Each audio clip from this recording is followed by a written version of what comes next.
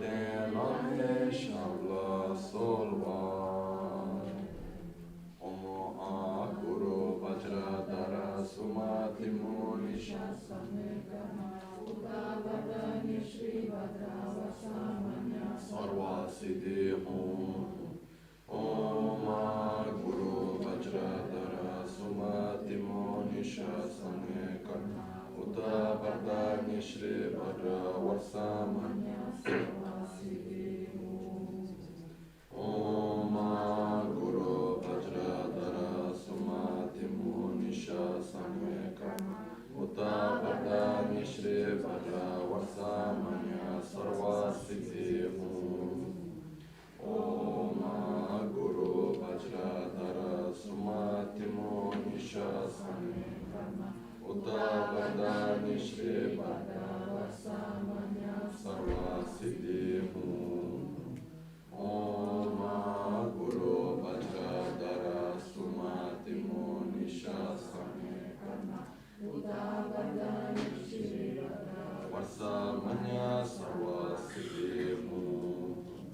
Om Guru Vajradhara Sumati Moni Shasane Karma Uta Vardhani Shri Vajra Vasamanya Sarva Siddhi Om Guru Vajradhara Sumati Moni Shasane Karma Uta Vardhani Shri Vajra Vasamanya Sarva Siddhi Om Guru Vajradhara Sumati Moni Shasane Karma Uta Vardhani Shri Vajra Vasamanya Sarva Siddhi Om Guru Vajradhara Sumati Moni Shasane Karma Uta Vardhani Shri Vajra Vasamanya Sarva Siddhi Om Guru Vajradhara Sumati Moni Shasane Karma Uta Vardhani Shri Vajra Vasamanya Sarva Siddhi Om Guru Vajradhara Sumati Muni Shasane Karma Uta Vardhani Shri Vajra Vasamanya Sarva Siddhi Om Guru Vajradhara Sumati Muni Shasane Karma Uta Vardhani Shri Vajra Vasamanya Sarva Siddhi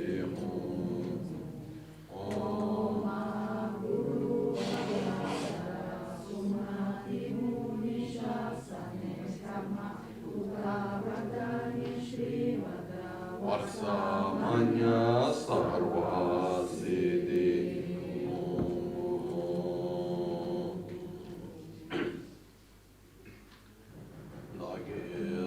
Lama tuje che nyumda dala tuje siksu so kebe shesan dala tendu so oyon sungi nawa tsedu so tseje nyinge sowa debe tse dechen korlo so lekshu ila sambe de malu pa geme lungi dura jinge sani sodan diknu shabe tse dungi namge insu lekshu Lapchen tsoni yonso dzokpa dan chera nyedun chamra jingel chancho parge ninsen tukun to nyu peme sudru lekshu chancho drube gegen kunshi shi tungen de la drubra jingelo adangi lona chola chopa chami samjor ngimba shiwa dan chedan tumpe dudun Beme lungi drubra jingelo dorna tingne tsera tamche Teche pardo nekav tamche tu rese kyone lama kele Tukche chingi dala siksu sol gongya greve nyamda dacha Tetsun lame tuje rabgone kudan sungi nawa dramet Kesan topra sho kewa kundu yanda lama da Brahme cheki pela Dorje changi koba nyurdo vesho Pakyuke kudan dagi Pakyuke sundan dagi Pakyuke tudan dagi Tenyerme chikdu chingi olo Pakyuke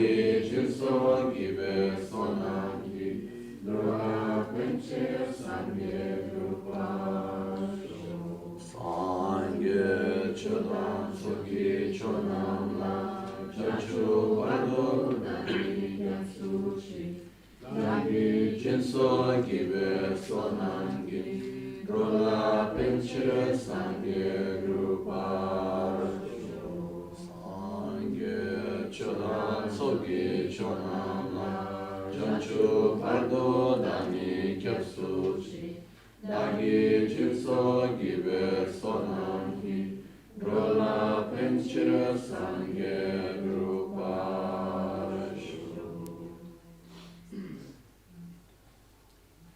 In the Buddha, Dharma, and Sangha, I take refuge unto enlightenment. Through the practice of generosity and the other perfections, may I obtain Buddhahood for the benefit of all sentient beings. Nel Buddha, nel Dharma e nel Sangha prendo rifugio fino all'illuminazione. Con la pratica della generosità e delle altre perfezioni possa io ottenere lo stato di Buddha per il beneficio di tutti gli esseri senzienti.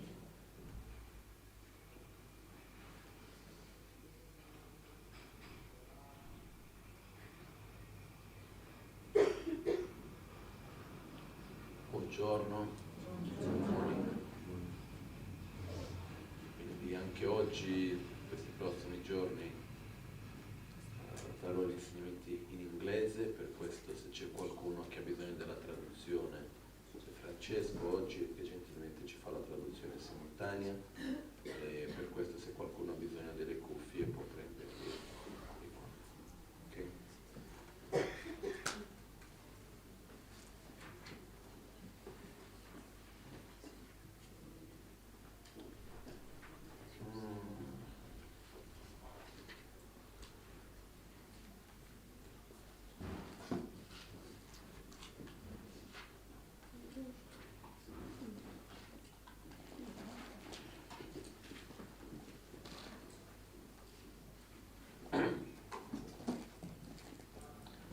So,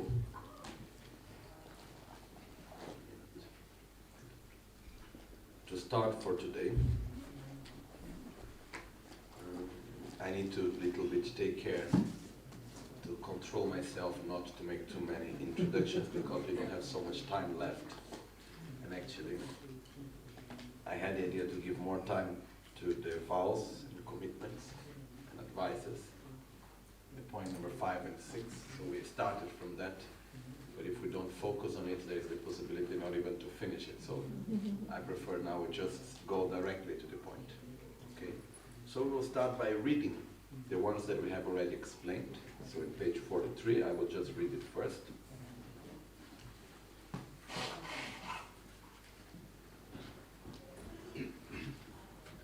Because normally once we receive the teachings of Lojong, like the 8 verses of mind training and so on, it would be good for us if we are able to keep these commitments and advices. So one of the things for us to do is if we can daily read them, so that we remember. Okay? And then slowly we get more used to it and we can memorize it. So during the day, then we remember ourselves, don't speak of others in complete qualities. Okay, shut up. Like, somehow it helps us to direct the mind. Remember, vows are guidelines for us, like rituals, guidelines to help us to act in the best way. Okay. Chidun sumla takdula dumba gyurla ransur shan. Yanla nyamba jömi cha shinjo kaya misa. Panchen Lobsang Chokyi Gyaltsen sepa shung sambo mi ten shane mi go chang mi go nela mi ap zoka Lama Michel Rinpoche Gyaltsen mi te la du mi ap kigi yanla dup mi tsulch. Don't go against the mind training you promised to observe. Don't be reckless in your practice. Don't be partial. Always train in the 3 general points, which are the first 3. Transform your attitude but maintain your natural behavior. Don't speak of others' incomplete qualities. Don't concern yourself with others' business. Train to counter whichever disturbing emotion is greatest. Give up every hope of reward. Avoid poisonous food. Don't maintain misplaced loyalty. Don't make sarcastic remarks. Don't lie in ambush. Don't strike at the vital point. Don't burden an ox with the load of a zu. Don't abuse the practice. Don't sprint to win the race. Don't turn gods into devils. Don't seek others' misery as a means to happiness. I think it's quite clear, no? All of this, as we have seen them in previous days. So now we will read the precepts and then we continue the explanation. The precepts actually require some more explanation on some parts because it has some meaning condensed. Nelchur tamche chigi cha longmen tamche chigi cha toptani la chawani nibo kanjun söber cha. Nibo solnan döler rum kawa somla lawar cha. Yu sowa nyam somla nyamba meba nam sum gom. Jalme somdan dembar cha yu la chome daktu cha. Kyamda tingjo kun la che. Golwa nam la taktu gom. Ken shen da la top mi cha. Tare sowa nyam sola. Kolo mi cha, rejo mi cha, tujo tu cha. Dokcho nige tawar cha, yu ma dom, kolo ma dom, yu za mi cha, orche mi de. Okay. Every yoga should be practiced as one. All errors are to be amended by one means. There are two activities, at the beginning and at the end. One at the beginning and one at the end. Whichever occurs, be patient with both. Guard both at the cost of your life. Train in the three difficulties. Seek the three principal causes. Don't let the three factors weaken. Never be parted from the three possessions. Train consistently without partiality. Value an encompassing and far-reaching practice. Train consistently to deal with difficult situations. Don't rely on other conditions. Engage in the principal practices right now. Don't apply a wrong understanding. Don't be sporadic. Practice unflinchingly. Release investigation and analysis. Don't be boastful. Don't be short-tempered. Don't make a short-lived attempt. Don't expect gratitude. Okay. So now we saw yesterday the fact of practicing all yogas as one, which meant we need to pay the way how when we dress, when we eat, when we sleep, when we wash, when we work, when we have fun, when we are a family, when we meditate. Whatever we do, we should do it as the same practice of developing love, compassion, and wisdom. So it should always be part of our training, whatever we are doing, so as one action. All errors are to be amended by one means whatever situation we are in, we would always deal with it with the practice of mind training. This we saw also yesterday. There are two activities, one at the beginning, one at the end. In the beginning, we generate the motivation, and the end, we dedicate, as we saw yesterday extensively. So now, today, we start with number 4.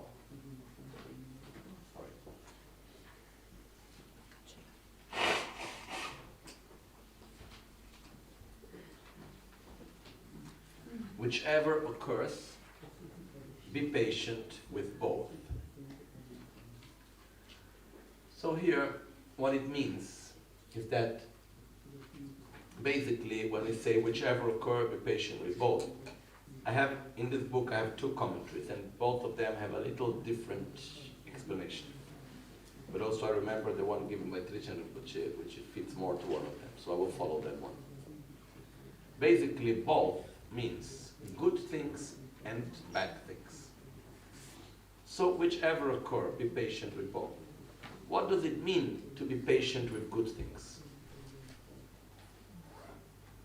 Also may say, okay, I understand that when something bad happens, when I get sick, when things do not go as I expect, when someone acts to me aggressively, I need to be patient with it. But when things go well, and I have pleasure, and things are good in life, and so on, there I am in a beautiful beach, looking at the sea, nice sun, drinking a nice coconut water in the hammock, whatever. How do I need to be patient with it? What's the meaning? Or there I am in the feet of my guru, the most wonderful feeling, so happy. How can I be patient with it? Basically here, the word patient is used in a different context. Okay? The meaning of it is like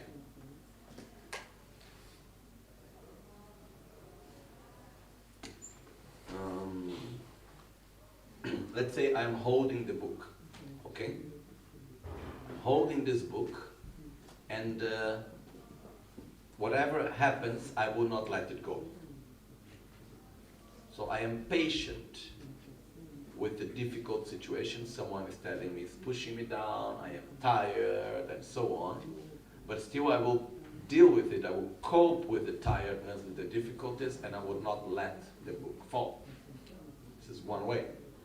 The other way is I am here, and then I start having, nice food to eat, nice things to do, but even if there are many nice things, I will still not let the book fall.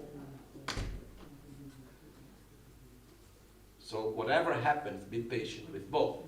Which means, if you have bad situations, don't give up your practice. And when things go well, also don't give up your practice.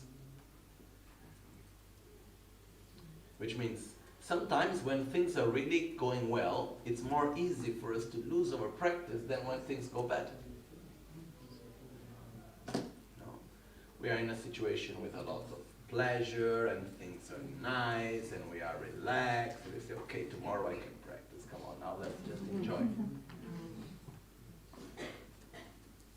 Tonglen, taking the suffering of others, okay, now that's not the moment, Now it's holiday time.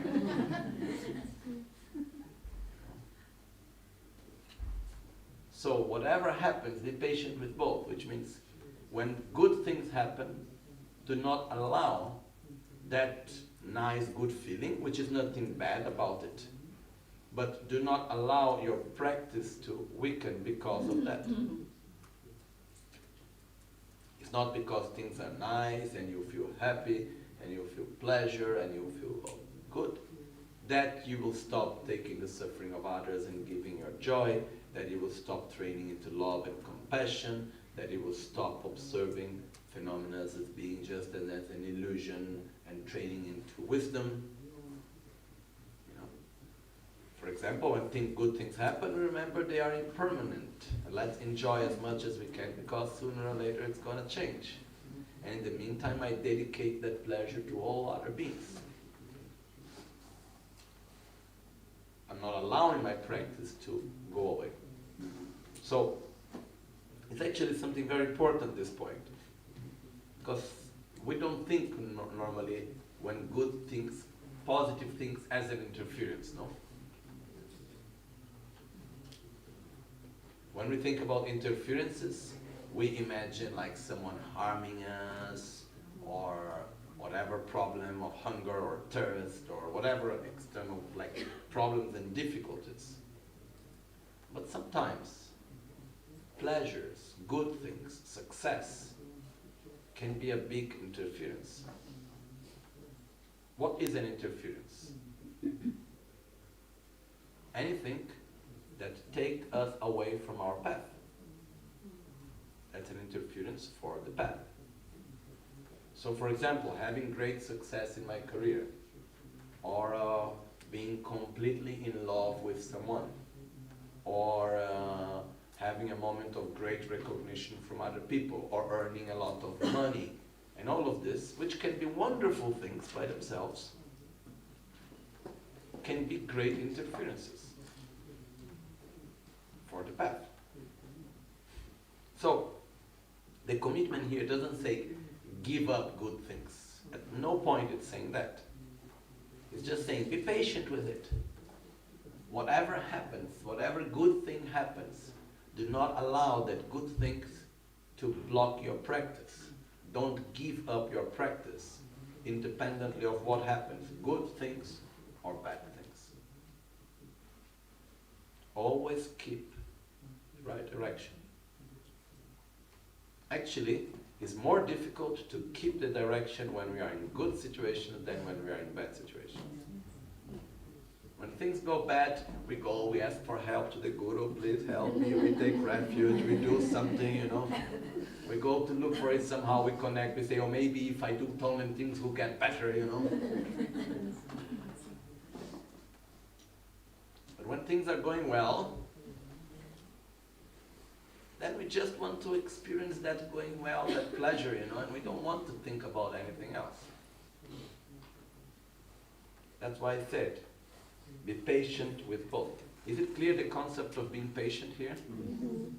Like, I'm holding the book, someone comes and disturbs me, I do not allow that disturbance to throw the book, stop holding it. Comes something very pleasurable, nice, okay, but I'm not letting the book go. Okay? So basically it means we should always keep our goal. And the key is not to give up the pleasures of life.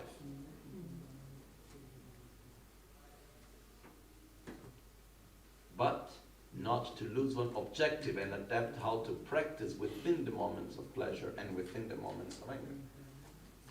Milarepa have a saying, I don't remember the precise words, but it was something like,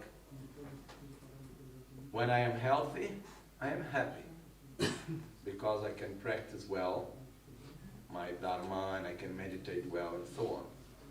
When I am sick, I am happy because I can practice well the Dharma and purify my negativities, whatever. So, somehow, in relation to our practice, which is like the most important aspect, we should develop here a sort of equanimity, which means when things go well, when I feel good physically, mentally, and so on, I know how to adapt that to my practice. And I'm following, I'm walking. When things go bad, I can adapt them perfectly to my practice also, and I continue walking in the same direction. So I never stop going in the same direction. I just have two different attitudes. One when things go well, one when things go bad. That's all. When things are well, I dedicate them to others. I rejoice. I hope everyone to experience the same pleasure. I give it. When things go bad, I take that negativities of others upon myself, and through my suffering, I eliminate the suffering of others. And when things go bad, I recognize that that's also my own negative karma that is flourishing. So I do not get angry with others. I just recognize that if I need to get angry to someone, it's to my own defilements, because that's the actual cause of my suffering.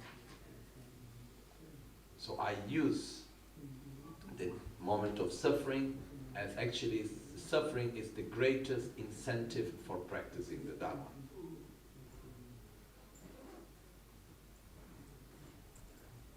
Sometimes, if we have a period in our life where things are quite okay, you know, no suffering, everything is fine, we find a sort of a neutral, quite stable state.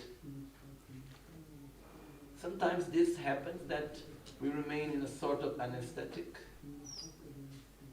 where we don't do things good, we don't practice so much, and we just stay in this sort of, how to say, like neutral state somehow. Sometimes when we get a strong suffering, this gives us the strength, I must do something about it, and then this gives us the strength to practice more. So, this is why it says that sickness and difficulties in life and so on is one of the greatest incentives for our own Dharma practice. So when we have a difficult moment, we see it as an incentive, we see it as a way to purify our own negativities, to take upon ourselves the suffering of others. We practice it. And when things go well, we rejoice of it. We offer it. So whatever happens, we keep the practice. So whichever occurs, be patient with both. Be patient because we can lose the path. It's not easy to keep on it, so we need to be patient. Hold of it, and then we can keep on track. Okay. I think it's quite clear, right? Okay, next one then. Nipo kancho sebarcha. Nipo sogdan dollar huns. Nipo sogdan dollar huns. Guard both at the cost of your life. Guard both at the cost of your life. What do we need to guard at the cost of our own life? Our own commitments. Our guidelines, our behavior, our practice. So both here means the general precepts and the specific precepts. The general precepts is such, for example, as not killing, not stealing, not lying, okay? Which is like the basic precepts. And the bodhisattva vows and the tantric vows, whatever commitments we take, general commitments. And the specific commitments are the ones of the Lojong, the 18 vows that we have just seen before, and also the precepts that we are looking right now. So what we do, we make the commitment. Whatever happens, I'm not giving up this at the cost of my own life. Because basically, others, conditions and people can force us to do external things. Can anyone force me to give up loving others? No. Can anyone force me to develop hatred? Like in the vows of the Bodhisattva, there are many vows, 18 major vows and 46 minor vows. But there is only one vow that if we break, we lose the Bodhisattva vows, which is giving up on love, giving up on others.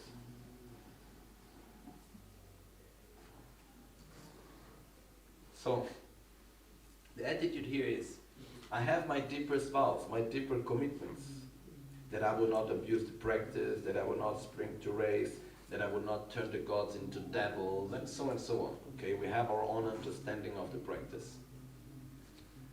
And we have our own guidelines that we will follow.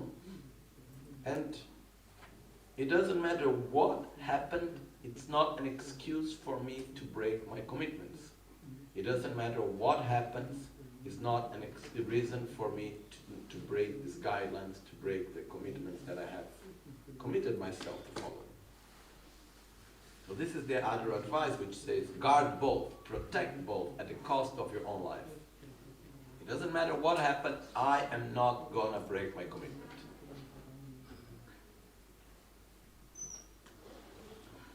Why we break commitments?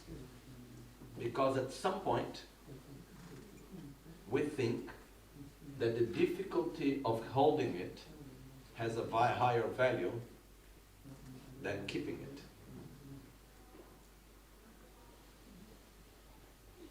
Otherwise, why?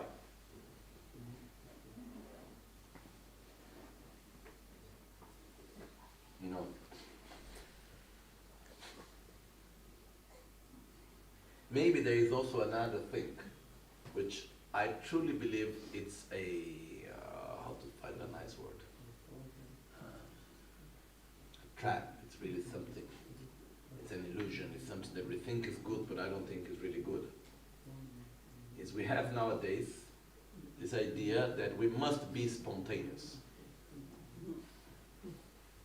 We must be truthful. We must be spontaneous. I don't think so. I will explain why and how. I think we must be sincere with ourselves, no doubt at all. So truthful to ourselves, sincere to ourselves. But being spontaneous, being truthful, being sincere doesn't mean that we should manifest to the world and to ourselves everything that we want and we think. Because if being sincere, if being truthful, being transparent, coherent, whatever names we like to give, means that whatever thoughts I have and whatever desires I have, I must fulfill and I must follow them. Then I am harming myself and others, because what I want is not necessarily what is good for me.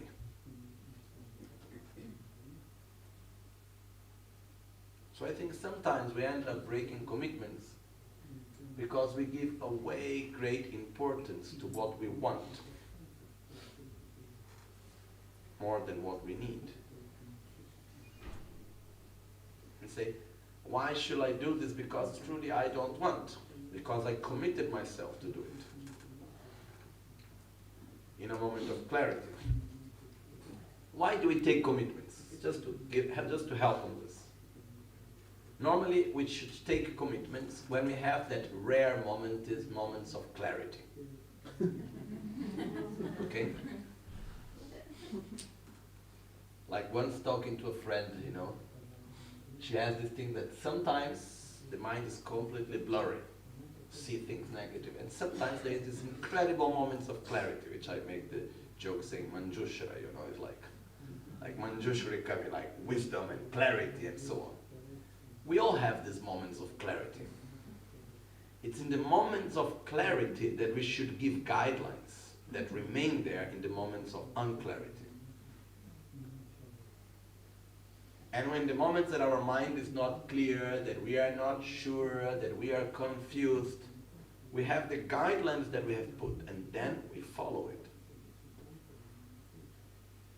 So we take commitments in the moments of clarity. And once we take commitments in the moment of clarity, the commitments represents the same part of our mind. We say, okay, when I took that commitments, I really knew what I was doing. My mind was clear, I took it based on experience, I took it based on understanding, on logics. I took many other great people took these commitments before and helped them, and I am sure that this is the right thing to me. So, once I take them seriously in the right way, with a clear mind, in a good way, then this will help me because it remains a guideline in the moments of uncertainty, in the moment of lack of clarity, in the moments that we are taken by fear, that we are taken by anxiety, that we are taken by attachment, that we are taken by pride or whatever. At this moment that we lose somehow the control and we lose the clarity of ourselves, that's when we have guidelines. That's when we have, okay, go from here to there. Make an example, a metaphor to explain what's the meaning of having guidelines, of having vows. We are driving, okay? So imagine there is a road with many turns, and if we are driving this on a beautiful sunny day, we don't need the white lines on the sides of the road, right? We can see clearly the path and we can go through it without any problem. But what happens when it becomes night and it's foggy? I don't know if you have ever tried driving at night, in a foggy night, in a road that had no white lines. It's extremely difficult.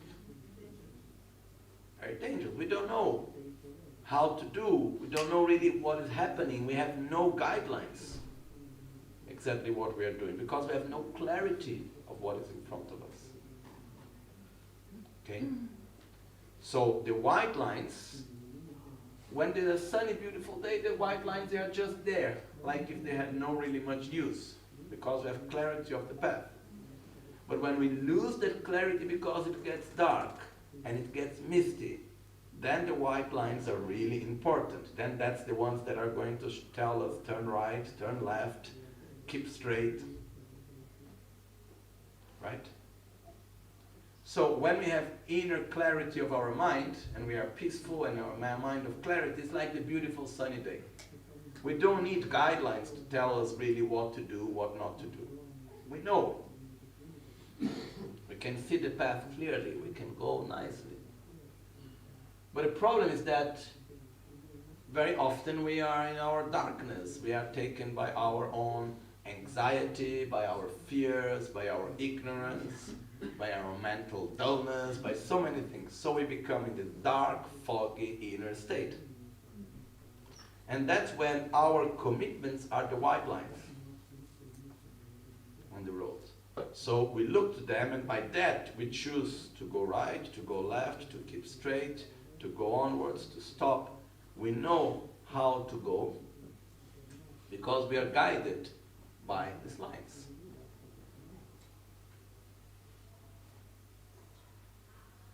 Okay, when we are in the sunny day, the lines are not of much use. But when we are in the sunny day, we should make the lines, so that when we get to the foggy night, we know really how to go.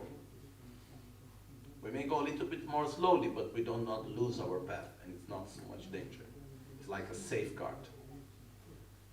That's why it's also called in Tibetan Sensung, mind protection. Our commitments are there to protect ourselves from behaving and acting in a way that is not good for us. Okay? So again, when we say guard both at the cost of your own life, which means be careful not to go beyond the white lines, because that's not good. So it doesn't matter what happens, I'm not going to go outside of the lines. I will respect them. There is no reason whatsoever for me to go out of them. I will always respect them. So it's to have this strong commitment in which we say, it doesn't matter what happened, I will not break my commitments. And here comes one aspect, which is our own ability of keeping commitments. And this is something that we need to train more and more. I'm sorry to say, it seems to me that in the modern times in which we live, we value commitments less and less. No? How much value we give to our word? Not much. With others or with ourselves.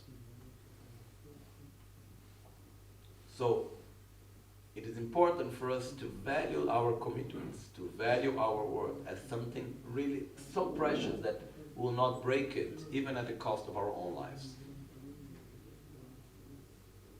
So, we need to protect our commitments by having this very strong clarity. Doesn't matter what happens, I'm not going to give it up. Okay? It's quite clear, right? Remember this image of the road and the white lanes. And remember that when we have the moments of clarity, which really, really good clarity doesn't happen so often, hopefully more often, but not so often, because normally there is always a little bit the darkness of selfishness, a little bit of desire. You know, we are taken by this negative emotion very often.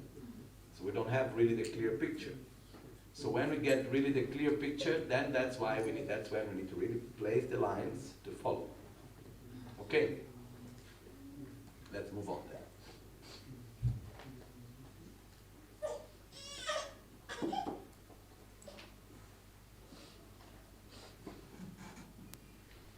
Kawasumla Lavarchar. Train in the 3 difficulties. Okay? What are the 3 difficulties that we need to train? First of all, before seeing what are the 3 difficulties, what is the meaning of training? Normally, on any subject, how do we train on it? Physically. How do we train our body? We repeat. Do we repeat always the same amount, or we start with, or we go slowly, slowly, a little bit beyond what we did before? A little bit beyond. We do something that is not so easy, a little bit more. Then the next time, a little bit more.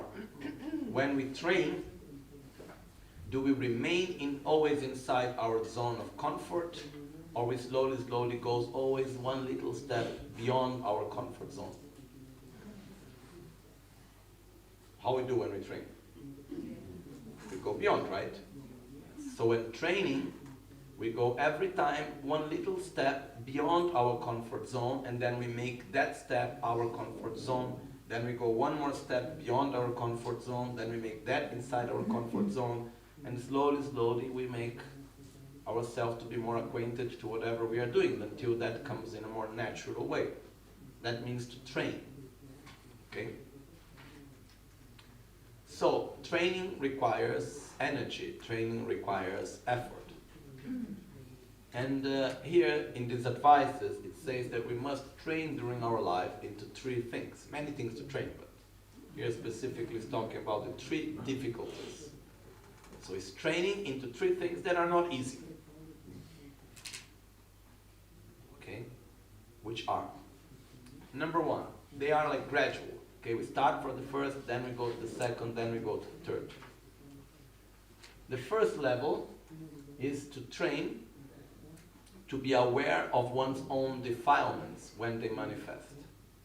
Which means I am able to see anger as anger is manifesting. I'm able to see jealousy as jealousy manifesting. I'm able to recognize fear, pride, arrogance, and miserliness, and whatever negative emotions, negative defilements that arise, I'm able to recognize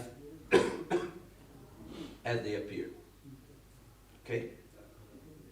Because before that, what happens? Anger manifests, and maybe I'm aware of anger only when it's already completely manifested, or maybe when it is gone. So, first level, to be aware of our defilements as they manifest. But we need to remember that at this first level, what happens? We are aware that it's manifesting, but we cannot do anything about it. So we will still get angry. We'll still feel jealous. We'll still be taken by the defilement as we see it happening. Sometimes people come to me and say, oh, you know, I'm not a good practitioner, I cannot do things well. I can see my anger, I can see my jealousy, but I still cannot hold it. This means you are practicing the first difficulty. You are on the right path. You just have not completed the path yet, but you are on the right path. Okay? Second difficulty. What's the next step? Is that we not only we see the defilement arising, but we are also able to apply an antidote. So that the defilement, we do not allow ourselves to be taken by the defilement. We do not allow the defilement to take hold of us. So I see anger manifesting, but then I apply compassion. I apply patience. And by that, I keep hold of anger.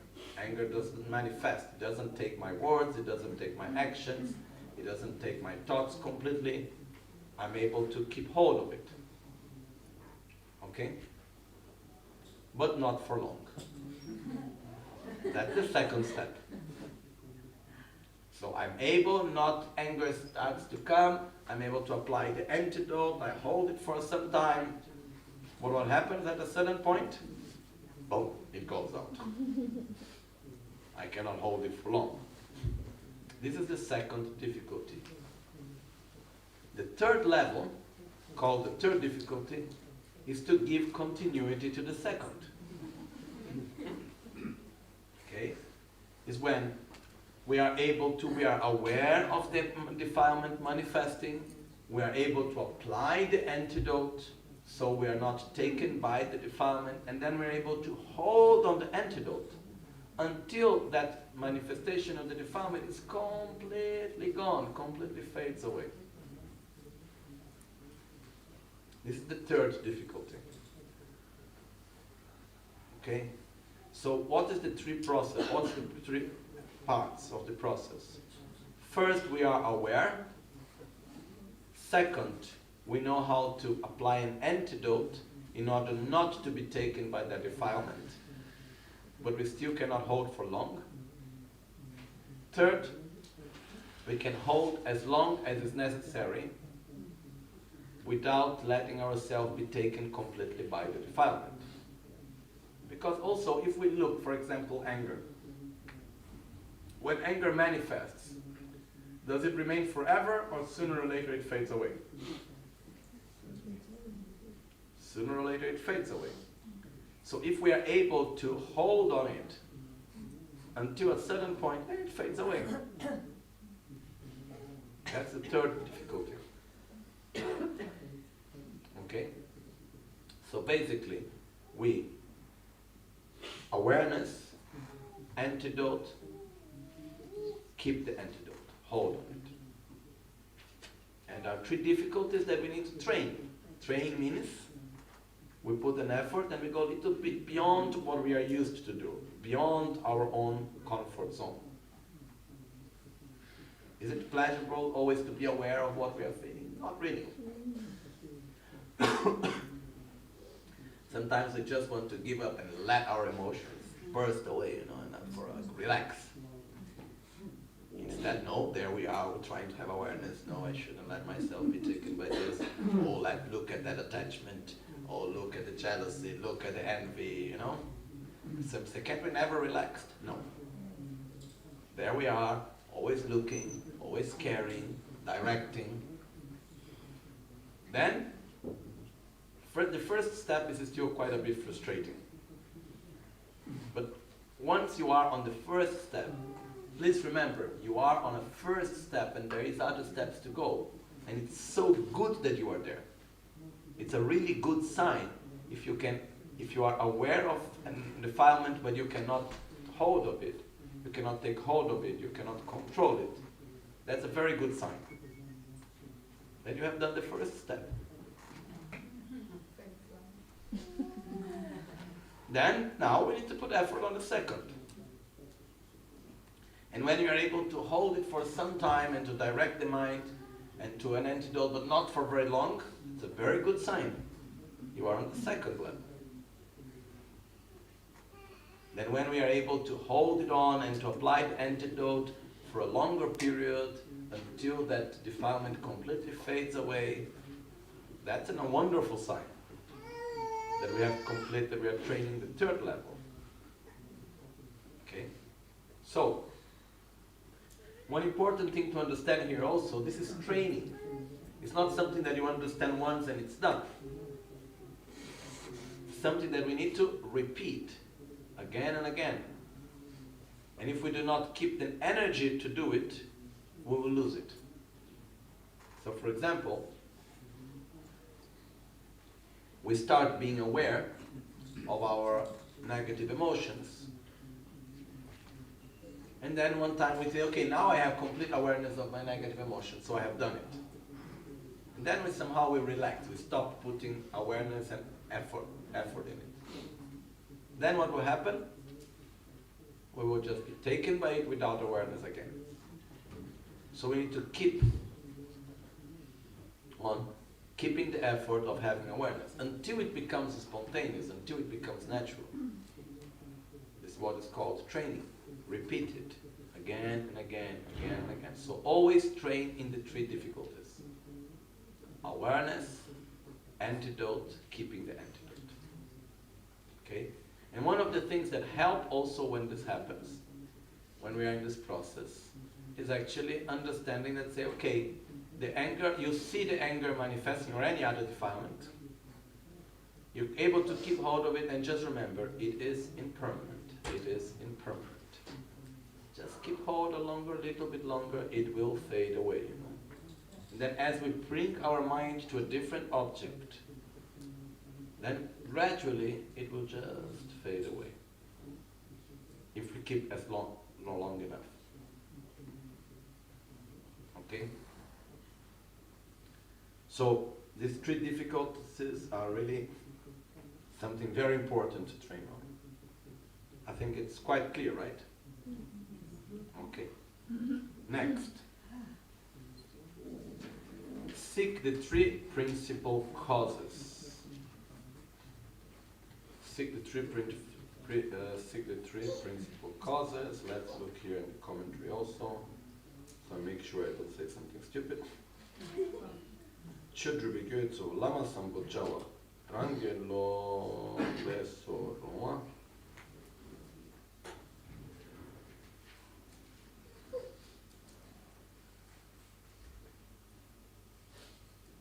Tungen Zomba. Okay. Yeah. So we have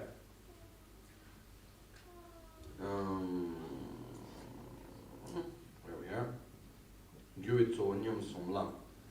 Seek always to have the three principal causes. There are three principal causes in order to practice correctly our path to enlightenment, to practice correctly Dharma. There are three things that must be there in order for us to practice well. Okay? So the three things are, first, having the minimum material requirements. And in one of the commentaries, the one by Hortam Nankapel, it says having the material balance, which means having not too much and not too less. Because when we have way more than what we need and we are completely taken by it, we don't have inner space for practice either.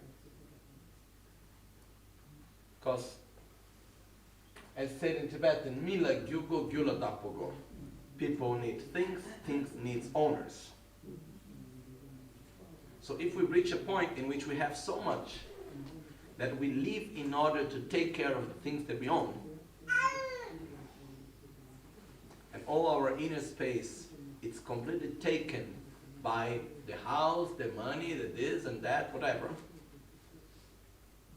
then again, no space for practicing the Dharma.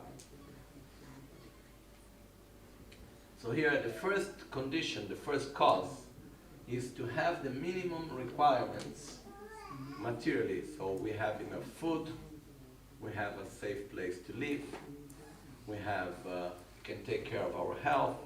We have the minimum material requirements in order to have in order to have inner space necessary for the practice. Because if we are constantly in hunger, can we practice?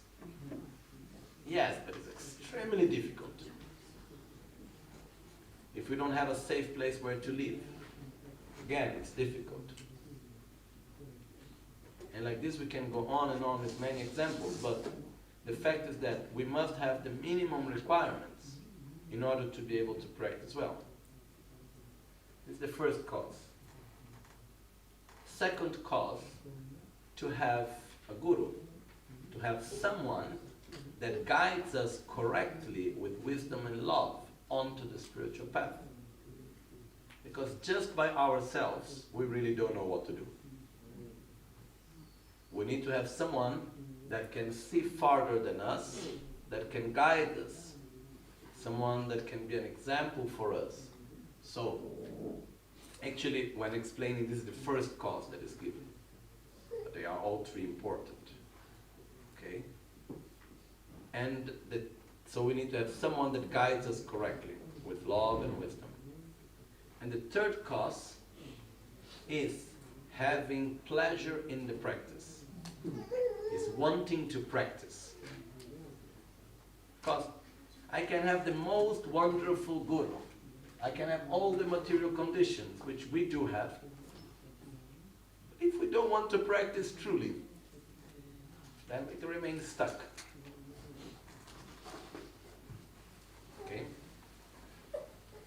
As it says here. Chudrubi Gyötso Lama Sambodan Jalwa, meeting a good spiritual guide. Rangelo Lesurunga. having one's own mind under one's own control, which means having a mind that is active for the Dharma, that likes to practice, that follows the direction that we give to it. Chudrubala Gobe, Tunken Zumpate, Sums, Rana Tsawa Gawa Gomshin is okay.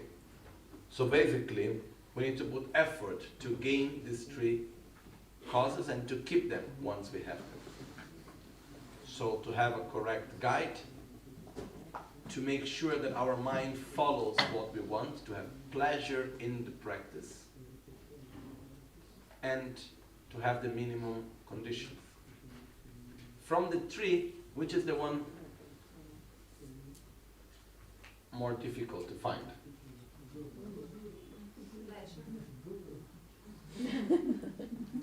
It depends for whom. Okay. I believe if we look into this world, I think the most difficult to find is to find a correct guide. Okay? But still it's not enough.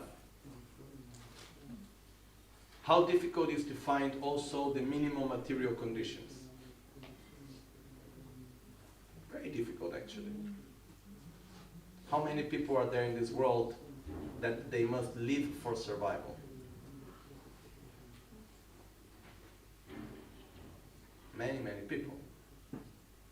But if we look in the world, actually, in the past decades, more and more we are going into a situation in which we have more people dying from overweight than dying from hunger. We have more and more people that are not dying anymore from hunger. We are in a situation where there is poverty, there is hunger. It's mostly created by political choices, basically. But anyhow, that's not the subject for today. The point is that when we look more and more into the world, there are people that are somehow having the minimum requirements. Still, there are many that don't have. No? It is said that from the 7 billion people, 2 billion people live below the poverty line. And another 2.5 billion live just slightly above. So, even those that are able to have the minimum material requirements, which is already very difficult, how many are there that they have the minimum material requirement, but they are completely lost? Lost in the sense that they have no any other horizon other than one's own comfortable survival.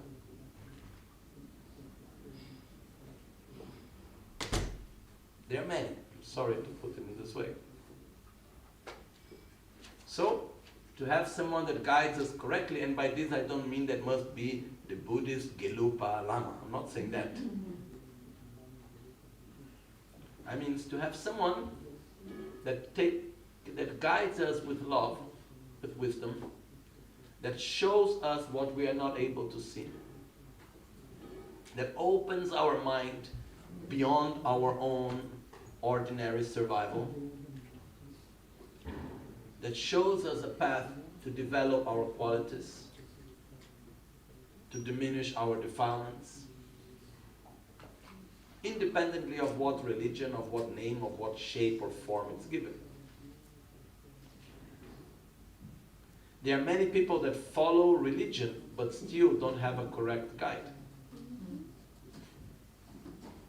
Because basically, there are many people that follow religion just as a way to gain their own mundane objectives.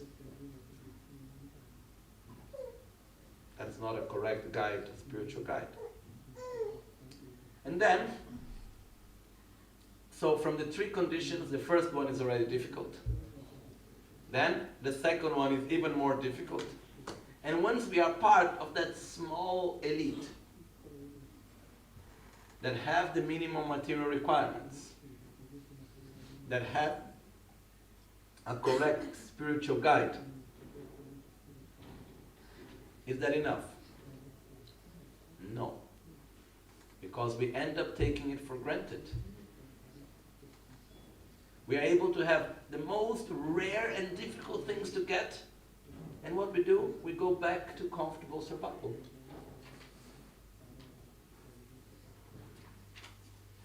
We feel to follow the spiritual path, it's too difficult, it takes too much energy.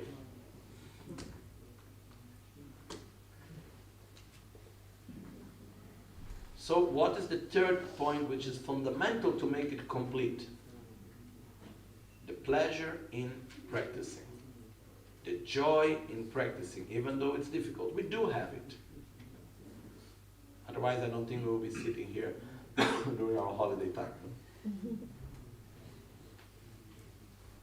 So this is extremely important. Because Sem lo lesruma said it here in the text. It says lo lesruma. Lesruma means that which follows as instructed. To have a mind that follows as it's instructed, that follows the direction that we give. In other words, to have pleasure in the practice.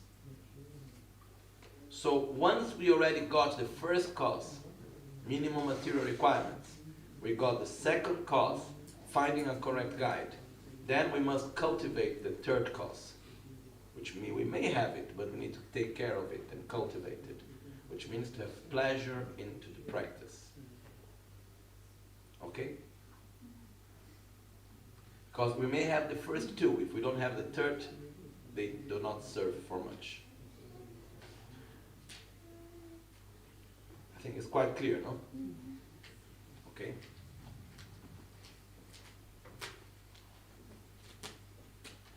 Okay, then we move on. So seek the three principal causes. Nyampa meba namsum gom. Don't let the three factors weaken. What are the three factors that we should not let them weaken? Let me go again here.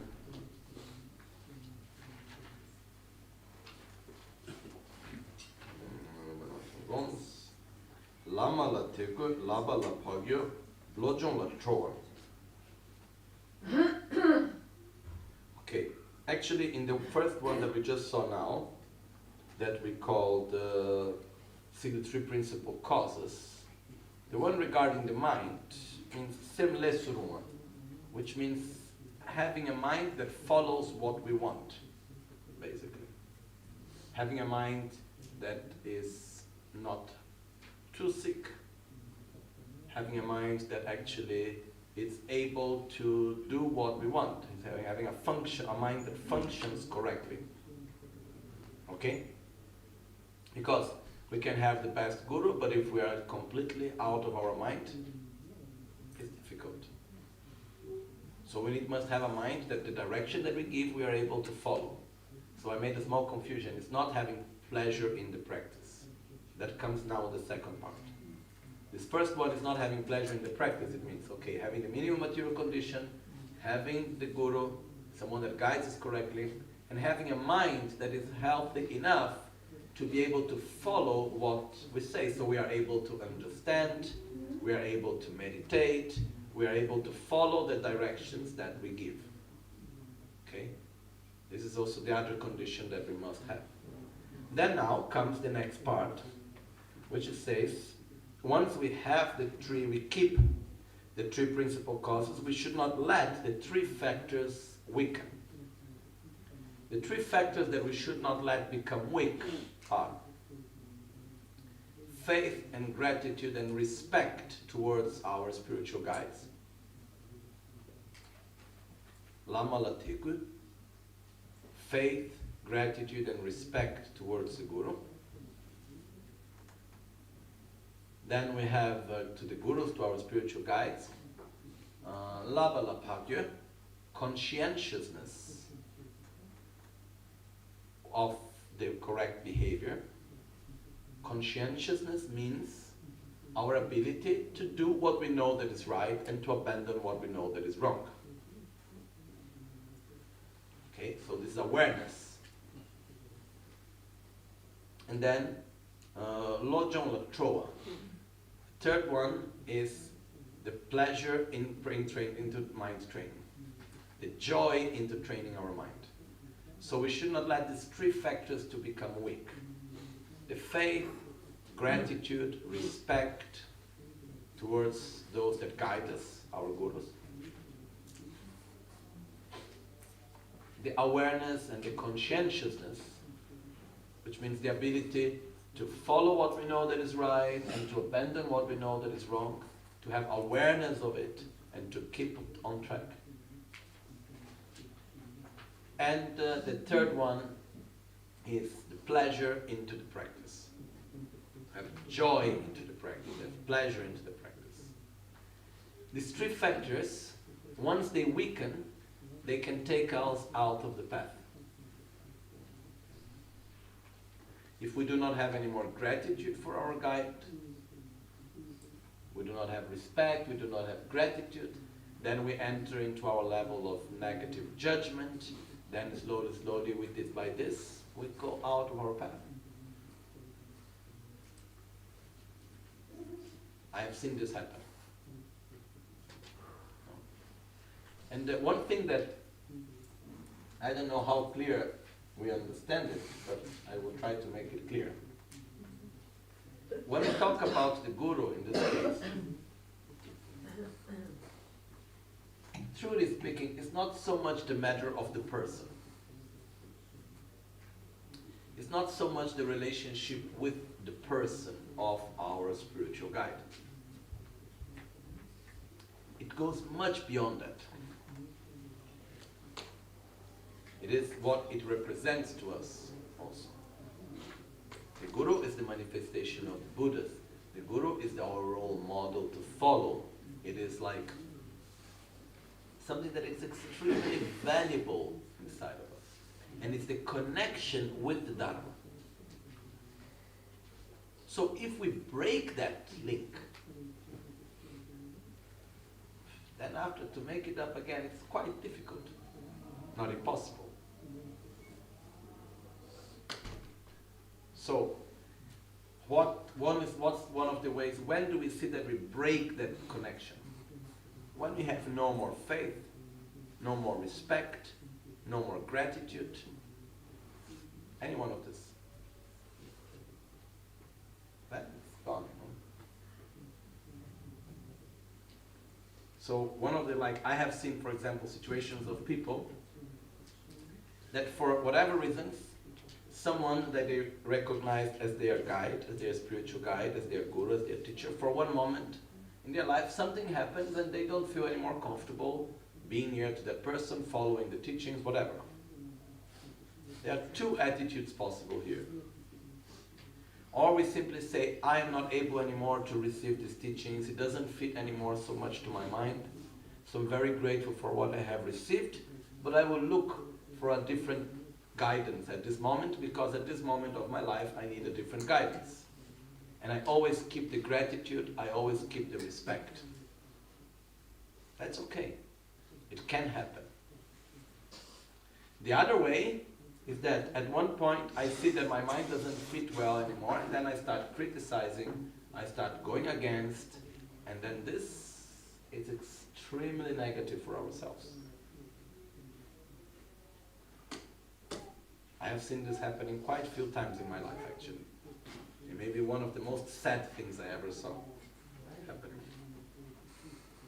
So, we should be careful always to cultivate the gratitude, the respect with our mind, respect with our words, respect with our actions. Why respect is so important? Because when I respect, I value. When I value, I follow.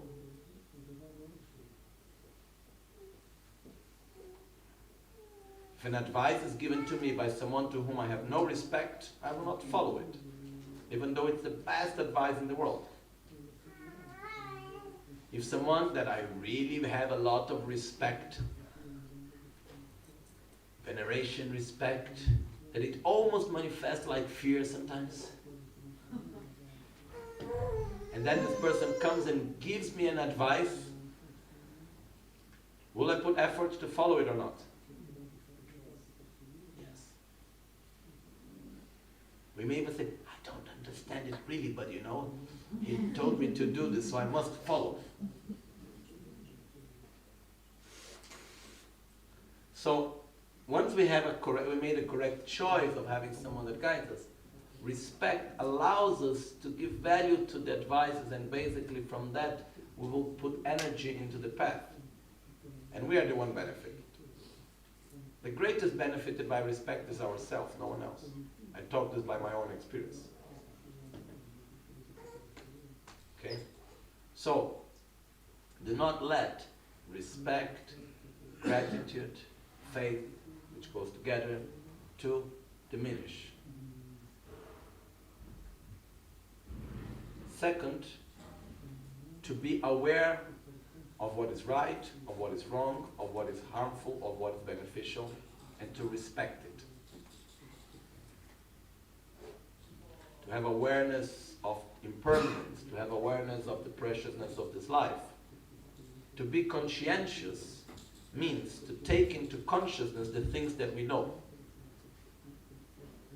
So we know that this life is short. We know that we are going to die. But the lack of conscientiousness means we live as if we would never die. We are not aware in our daily life of our own mortality. Conscientiousness means I live with awareness of what I know. I know that I am impermanent. I know that I'm going to die. So I live within this awareness. I know that this opportunity is precious. I live within this awareness. Okay? So faith and respect towards the Guru, conscientiousness of the teachings of the path, and joy on the path. If we start seeing that our spiritual path becomes something heavy, that's the beginning of our full stop, you know, right? Instead, we need to always cultivate joy into the path. You know, Rinpoche is a great example of that. Always joyful, always putting joy into things. So the path is joyful, it's beautiful, it's something that gives us from inside this great feeling of happiness, which is not excitement, it's a different type of happiness. So we need to keep this tree. It's not obvious and it's not automatic, but we should not allow this tree to weaken. Clear? Okay? Well then. Next, don't be parted from the three possessions. Don't be parted from the three possessions. Basically, it means that we have three things that we can possess, which is our conduct of body, our conduct of speech, and our conduct of mind. So we should not be separated from a virtuous attitude of body, a virtuous attitude of speech, and a virtuous attitude of mind. We use our body in a positive, virtuous way. We use our speech in a positive and virtuous way. We use our mind in a positive and virtuous way. So this means never be parted, never be separated from the three possessions. Three possessions is a virtuous body behavior, a virtuous speech, and a virtuous mind. Okay? So we use the body to do prostrations, to act with respect, to help others, to sit and meditate. We have a healthy way of living. We have virtuous body action. The way how we look, the way how we listen, the way how we touch. We are careful with our body. Remembering that if we are not able to control and to direct virtually our body, how can we expect ourselves to be able to control and direct virtually our speech or our mind? If we are not able to be aware of our speech and to direct it virtually, how can we expect ourselves to control our own mind? So first level, control the body. Control means awareness and direction. I have awareness of what I am doing, and then I direct myself in the way of what I want to be and what I think I should do. So,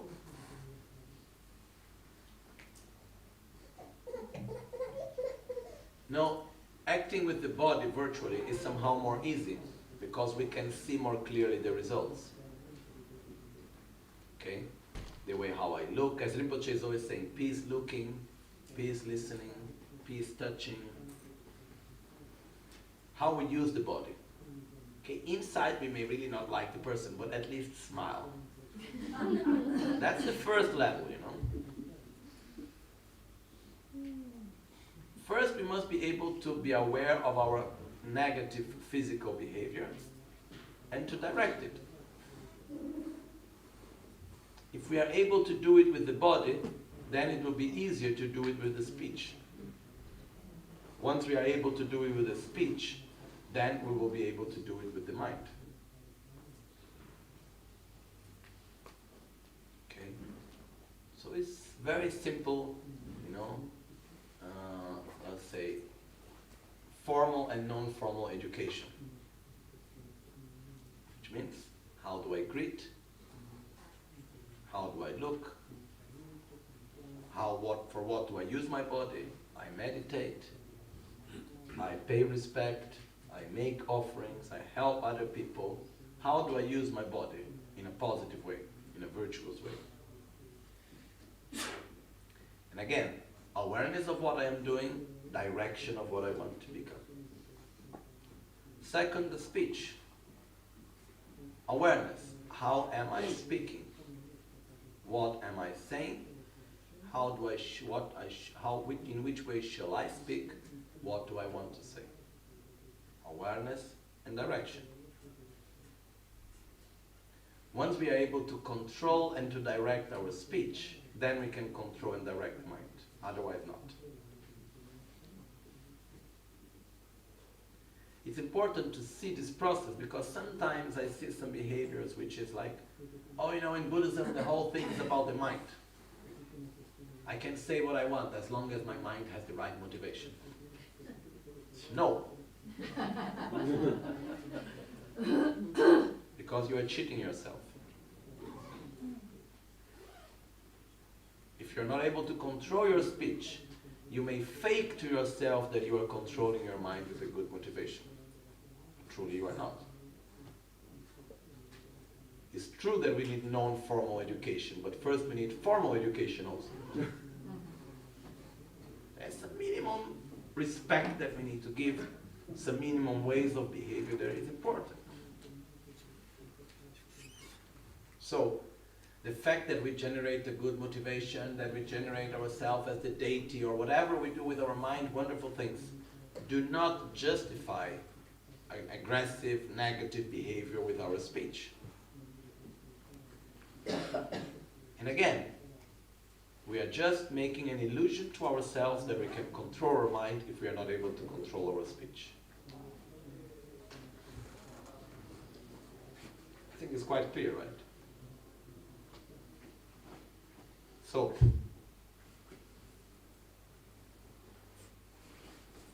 keep it, this virtuous speech, like an important possession. So we speak in a truthful way, in a respectful way. We do not use our word in a way that is going to create conflict, in a deliberate way. We do not use our word in a way that is violent. We do not say lies. And then we use our speech to recite prayers, to do mantras, to give good advices in a gentle, respectful way. Okay. And then we go to possess a virtuous mind, where we try to have awareness of our thoughts and we direct our thoughts to thoughts of respect, gratitude, we cultivate bodhicitta, we cultivate wisdom, and so on. Okay? I think it's quite clear, no? But when looking at our own practice, remember these three levels. First, direct the body. Then direct the speech. Then direct the mind. Okay. Is it true that the mind is the most important? Yes. Is it true that if we have good control of our mind, naturally we will have control of the speech and everything else? Yes. But how do we know if we have control of the mind? First check if you have control of the speech. Well, that's a good way to start. If you don't, okay, then first let's go back to the speech. Okay. So, never be parted from the three possessions. Talme sulla dembarcha. Yula chok me daktu jang.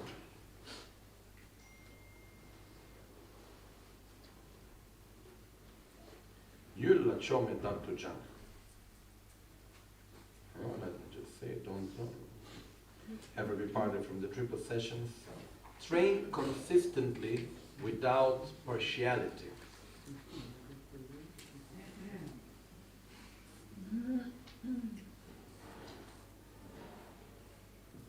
Yula chok me daktu jang. 1 second.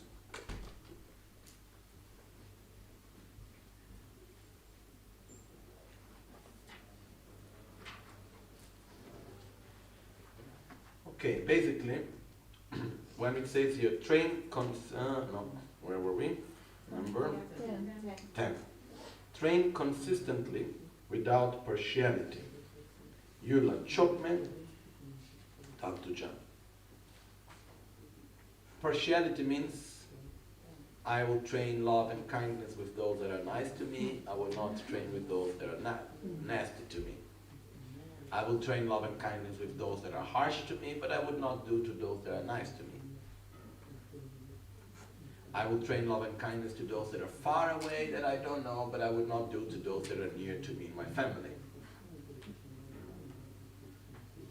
When it's trained without partiality, without making differences towards whom we have in front of us. Okay? So, it is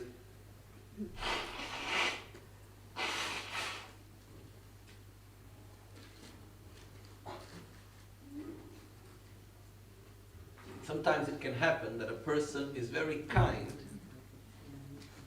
to some people, especially those that the person do not have so much intimacy. And then it's very unkind to those that are more near. I don't know if you have ever seen something like that. Okay, personally I have. So what would that mean? If to the external world we act very kindly, very gently, very respectfully, but to the people that are really near to us, we don't. It means that truly we don't care about others, we just care about the image that they have of us. Sorry to say like this.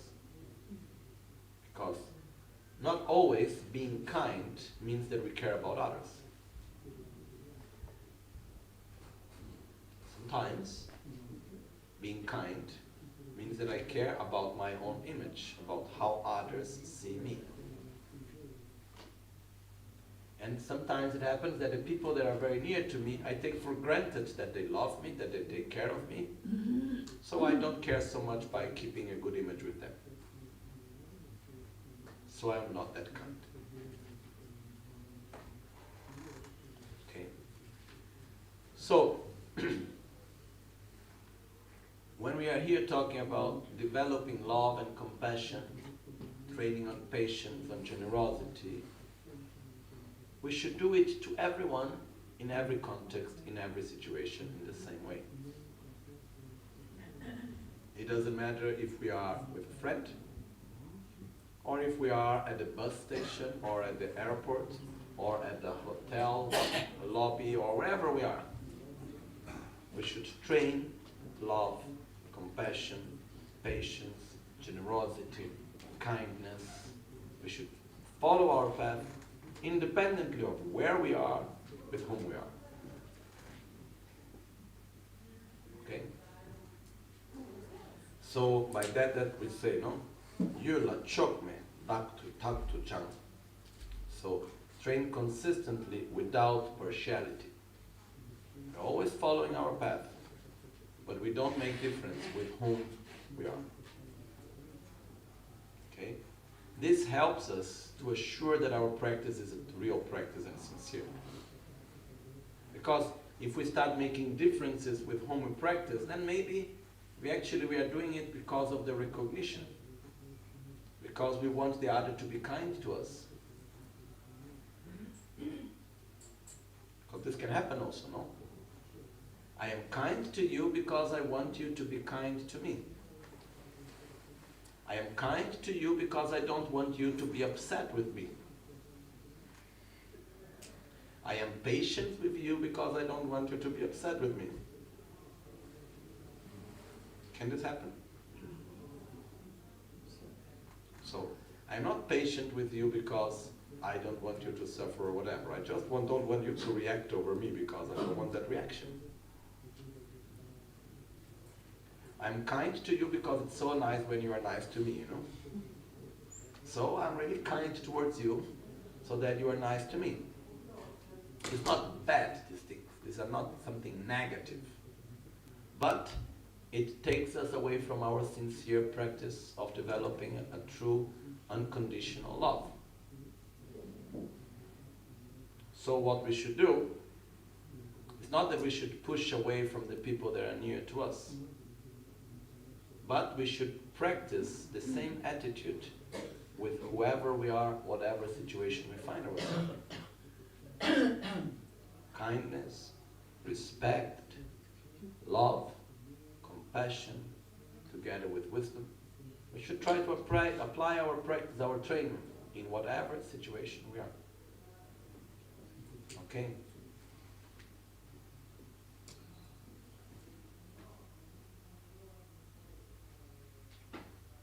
One thing which I see often happening, which is a bit quite dangerous,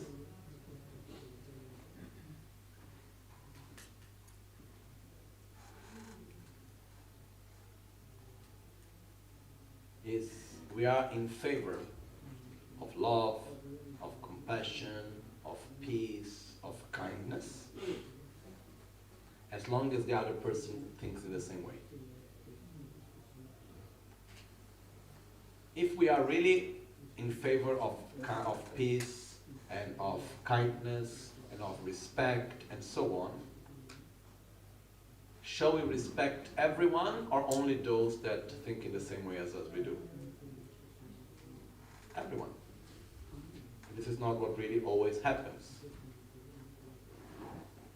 Question.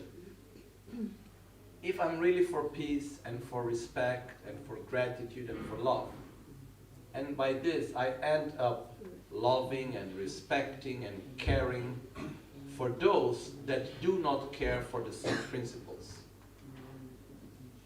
does that make of me a person that do not care for these principles or not?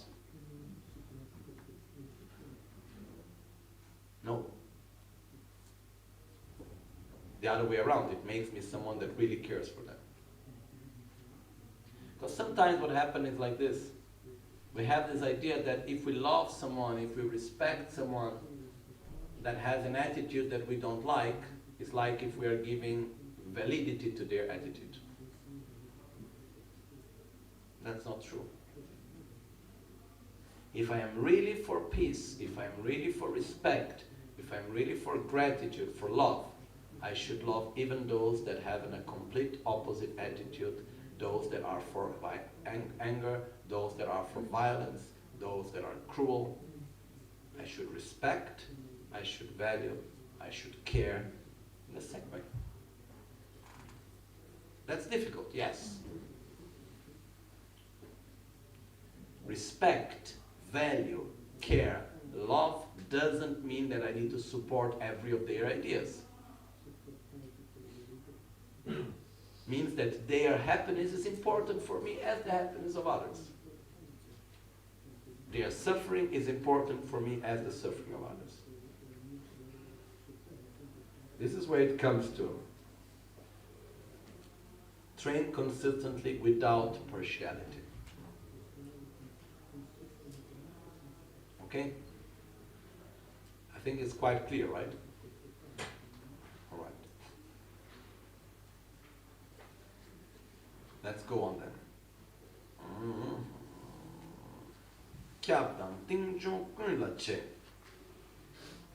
Value and encompassing and far-reaching practice.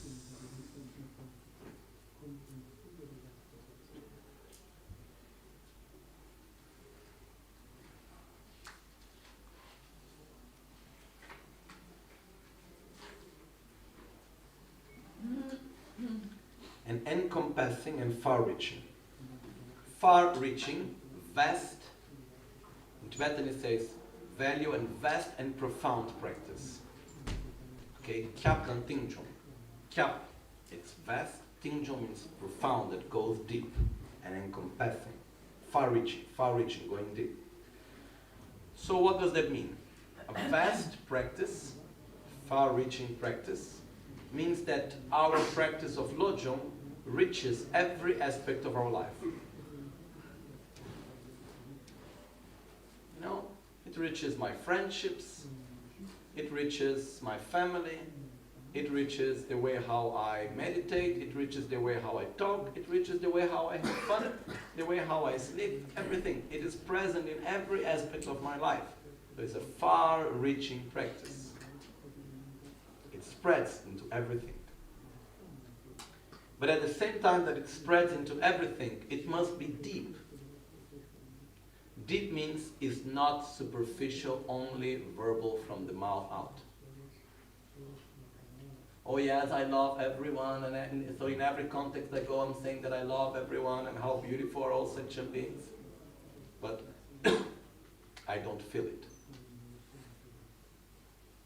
So, it must be first of all deep, sincere. Second, it must be present in every aspect. It must be far-reaching, it must be vast. Practice. Okay? Sometimes there is the danger that we have a sincere practice, but then we don't apply that practice into every aspect of our life. Other times we have a practice that we put in every level, but it's some sort superficial. When does the practice become superficial? Mostly when we have a mundane benefit out of it. The mundane benefit can be our own image. We have an idealized image of ourselves, you know, that we must be a good spiritual practitioner. We must be a good, kind person. But truly we don't care about others, we care about being a kind person. When this happens, then it's not deep, it's superficial. Okay?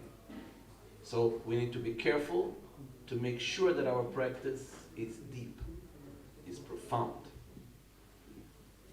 It's not, I don't care only about the image that I have. I care truly about the happiness and the suffering of others.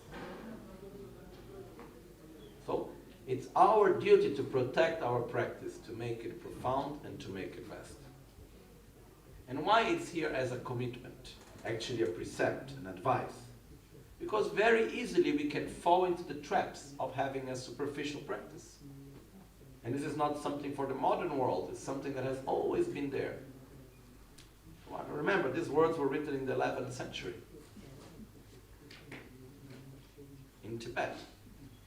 Complete different context, but very similar reality. Okay? So value and encompassing and far-reaching practice, a deep and wide practice.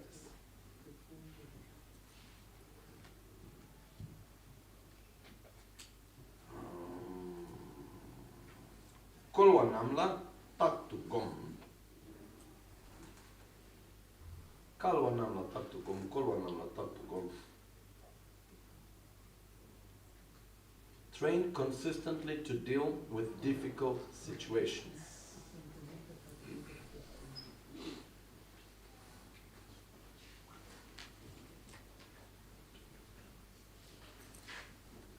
Rangi dendar dukpa, henchik tu droba. Par nöba ma chekya, sur nöba cheba. Legi wangi, ning mi dukpa la sopa, kanke kawa namla, akpar. Cham ninja gomshins, lama da pama la sopa. Yul nyembo namla, nöbar yurwa, kebar tu power chaos. Basically here, when it says, because the word in Tibetan which is written kolwa, let me check if I find it here.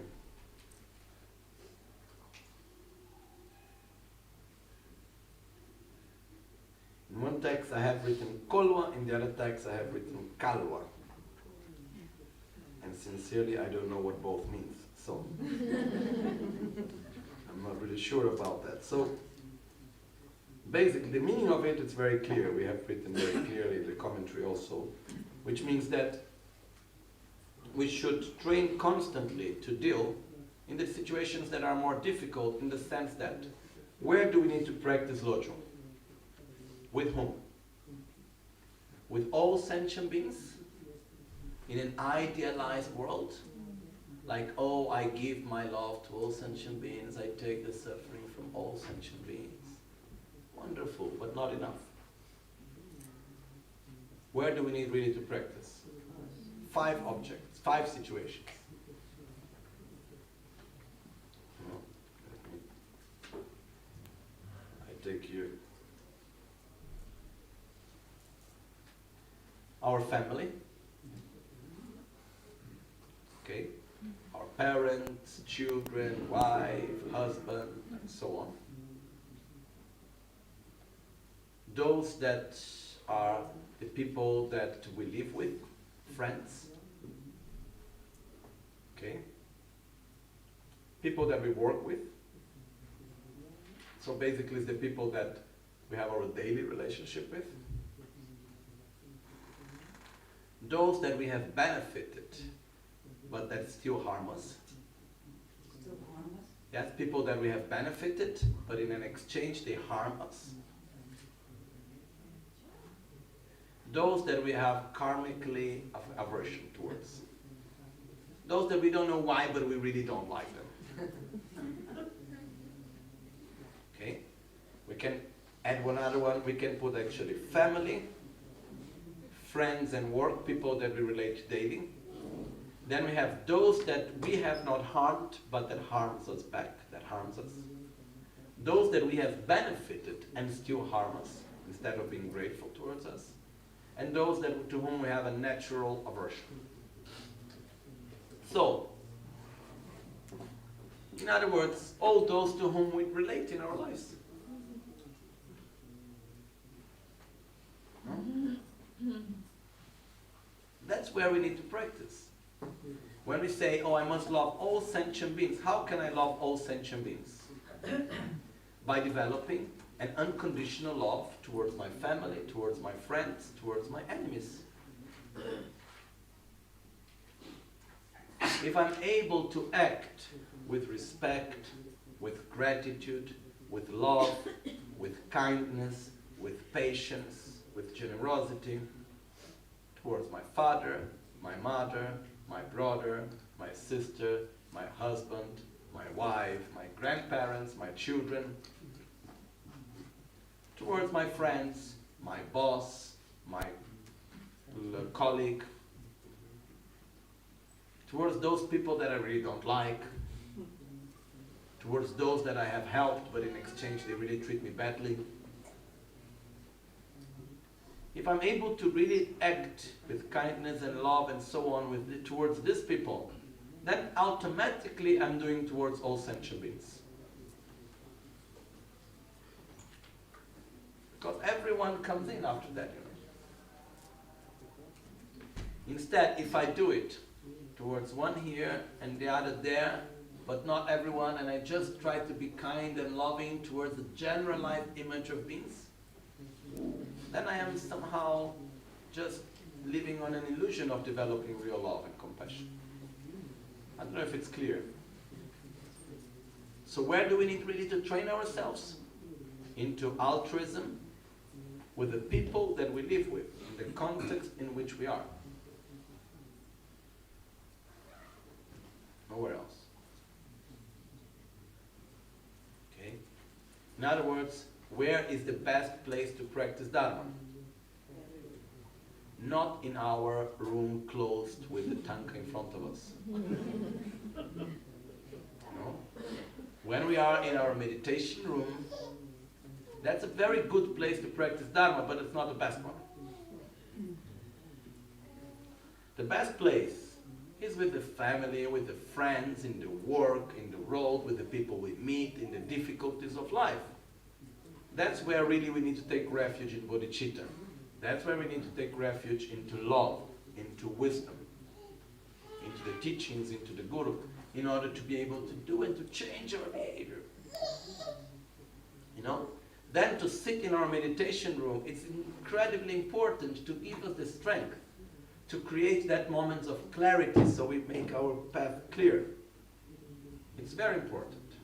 Very, very, very important. But really, really we need to practice outside of the meditation room also. Okay? I think it's quite clear, right? Well, then we go to the next one. Don't rely on other conditions. Don't rely on other conditions means do not wait the right conditions to practice the Dharma. Oh, you know, when I stop my work, then I can practice. Oh, you know, when I'm gonna be better, my health will be better, then I can practice. Oh, you know, when I'm going to be divorced, then I can practice. Oh, when I find the love of my life, then I can practice. I don't know, whatever reason, you know. Oh, when I learn that, then I can practice well. When I have time, then I will practice. When I am not depressed, then I will practice. When we do like this, it simply never happens. Do not rely on other conditions. Every condition is a good condition for practicing the Dharma. Do not wait the moment until when things will be perfect for me to practice, to train my mind into altruism and wisdom. Then it will never ever come. So, it's what we have right now here, and the whole thing about Lojong, it's also about transforming every condition into the path to enlightenment. Making every situation is a good situation for practice. There is no such thing as a bad condition. No? It reminds me of this monk that was put in jail. He went for retreat, and then he was walking to get some firewood or whatever, and then, but he chose to go to meditate without knowing, near the border between Pakistan and India, in the middle of war there. So he was taken by the Indian police, secret service. They thinking that he was an Indian and Pakistani spy. You know? So they put him in jail. I don't think they were so kind to him. But he didn't speak one word of English, one word of Hindi. He only spoke Kham dialect of Tibetan. You know? So, basically after some time they couldn't understand each other at all. So they kept him in jail. And they kept him for 2 years. But after a short time he was in jail, later he was telling the story, just to make the whole picture, in between this, his disciples went to look for him in meditation hut in the forest to bring him food and so on, and couldn't find him anymore. Because there were many wild animals in the forest, they thought he was killed. So they made all the prayers for the 49 days of the bardo and everything. 4 years later, he came back to the monastery. And he told the story. He said when he was caught by the police, they tried to make him speak, but they couldn't understand each other. So they put him in jail. And when he was in jail, he suddenly looked and he said, "Oh, what a wonderful condition. I have a roof in front of top of my head. They give me food every day. I don't need to do anything else. I will meditate." And after 2 years, the police just look at this guy, I imagine what police would think of this guy, always nice to everyone, meditating the whole day for 2 years there, So what happened is that the police, luckily for him, was not a very bad jail. It was like this border jail. It was not like with hundreds of people and they were not having daily beatings or whatever. So it was there, and then after 2 years, they said, "Okay, you can go." But when they opened the door for him to go, and they pushed him outside, he would run back. Because he had not finished his retreat. So finally, of pushing him out and him running back in, because they could not speak to each other yet, many times, they just choose a place in the jail where he could be, and any moment that he would like, he could go.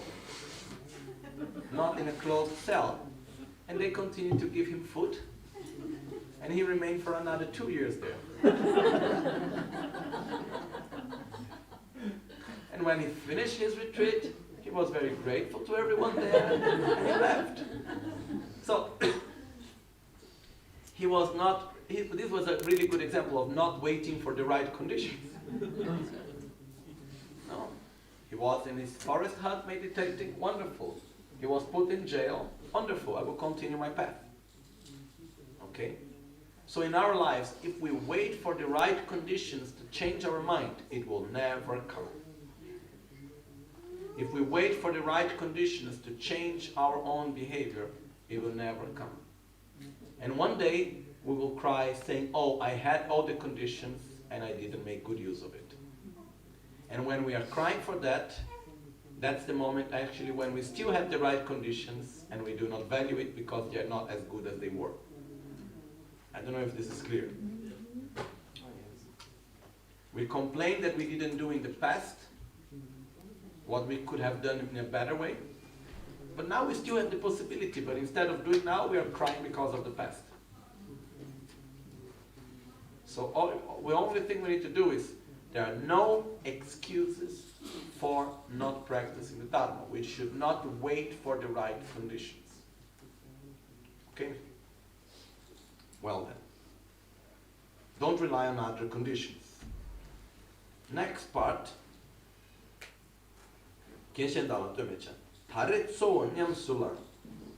Engage in the principal practices right now. Buddhist teachings is so vast, there are so many things that we can do, but we should practice the most important things right now. Then there are other things can just come as a side effect. For instance,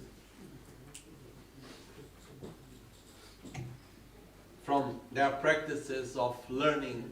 We can go and we can learn poetry, or we can study astrology, and we can study medicine. We can learn complicated aspects of philosophy. All wonderful things. But this should never be a reason for us not to practice our mind training to overcome selfishness and to develop an altruistic mind with love and wisdom.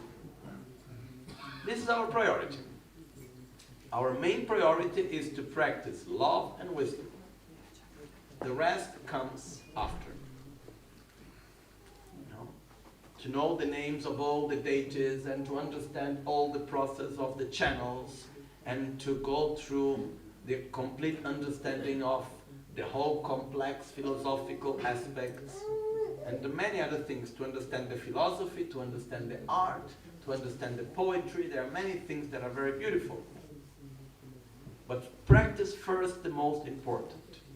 First, make sure that you are training yourself into developing love, compassion, method, and wisdom, correct view of reality. Train yourself into that. Lojong. This is the priority. The rest can come afterwards. But make sure that first of all, we engage in the principal practices right now. What are the principal practices? Love and wisdom. Lojong. Mind training. That's the principal practice at all, before anything else. Then all the rest can come. No? We can train ourselves by making good exercises. We can train ourselves in yoga. We can train ourselves in philosophy. We can train ourselves in medicine, in astrology, in many wonderful things. But first we make sure that we are practicing developing love and wisdom. Okay? I think it's very clear, no?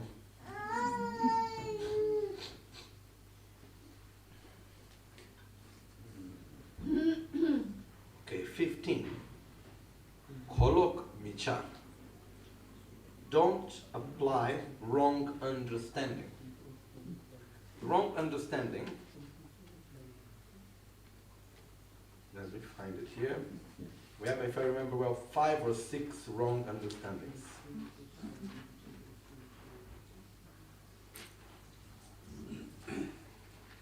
Semchen dunga natsogi minche bala minche gombra chawa gobale chö te samchombe kansa ki bashi se goso chums poma tometse nyegi gone ninje yugi chebe okay ninje golokche semche ki tundo zoba sangye tupra dunba so tupra dunga bale chir korwe puncholo soba dunba golokche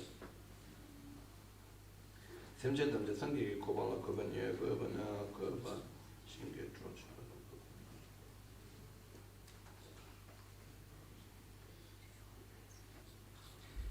semche damje sangi kobala gobe nyersim gobale rāngi nyēshīn kōng nyērsīn gō lōchī sāngyē chānsīn kūngi gē tsārā yīrāng gō lōchī tū sāng gōng sāng nā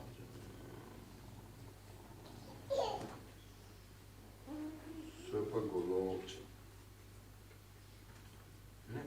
rōnyāng gō lōchī. Okay. So, the wrong understandings. The wrong understandings are, let's count them. Wrong understanding of compassion. Wrong understanding of aspiration. Wrong understanding of affection. Wrong understanding of rejoicing. Wrong understanding of patience. And 6th, wrong understanding of taste. Okay? So, what does that mean? What is the wrong understanding of compassion? Is, instead of having compassion of those that are taken by selfishness and by anger and by pride and by strong defilements, maybe they are rich, maybe they look strong, but they are completely weak because they are taken very strongly by defilements.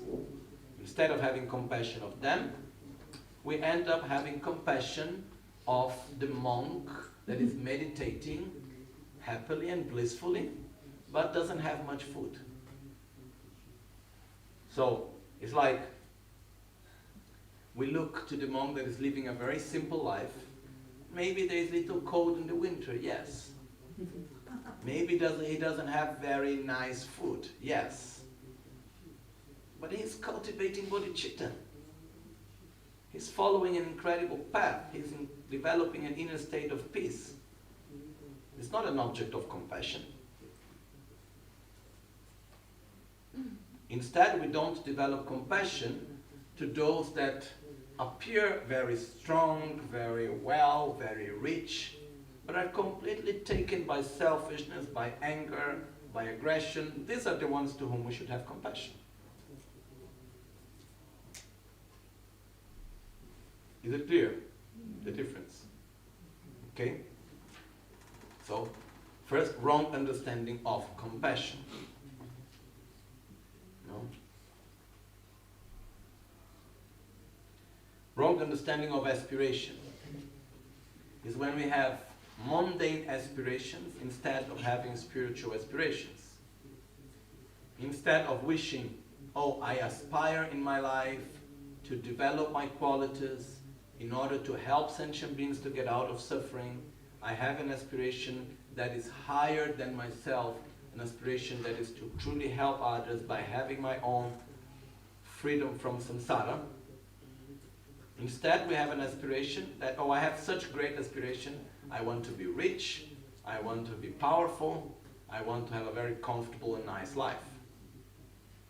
That's not the right understanding of having an aspiration in life. Okay? Then we have the next one, which is Nirsim Golok. Nirsim Golok means the wrong understanding of affection. Is when we have affection towards people around us. We are kind, we are nice, we have affection towards them, not truly because we care for their happiness and we care for their suffering, but because by giving affection to them is a way for us to receive respect, to receive affection, to receive whatever, material or immaterial things. So when we give affection, not because we truly care for the happiness and suffering of others, but as a way to receive something back, that's the wrong understanding of affection. Okay? And then we have the next one, which is the wrong understanding of rejoicement, which is basically when instead of rejoicing for virtuous actions, we rejoice for mundane negative actions, as it says here.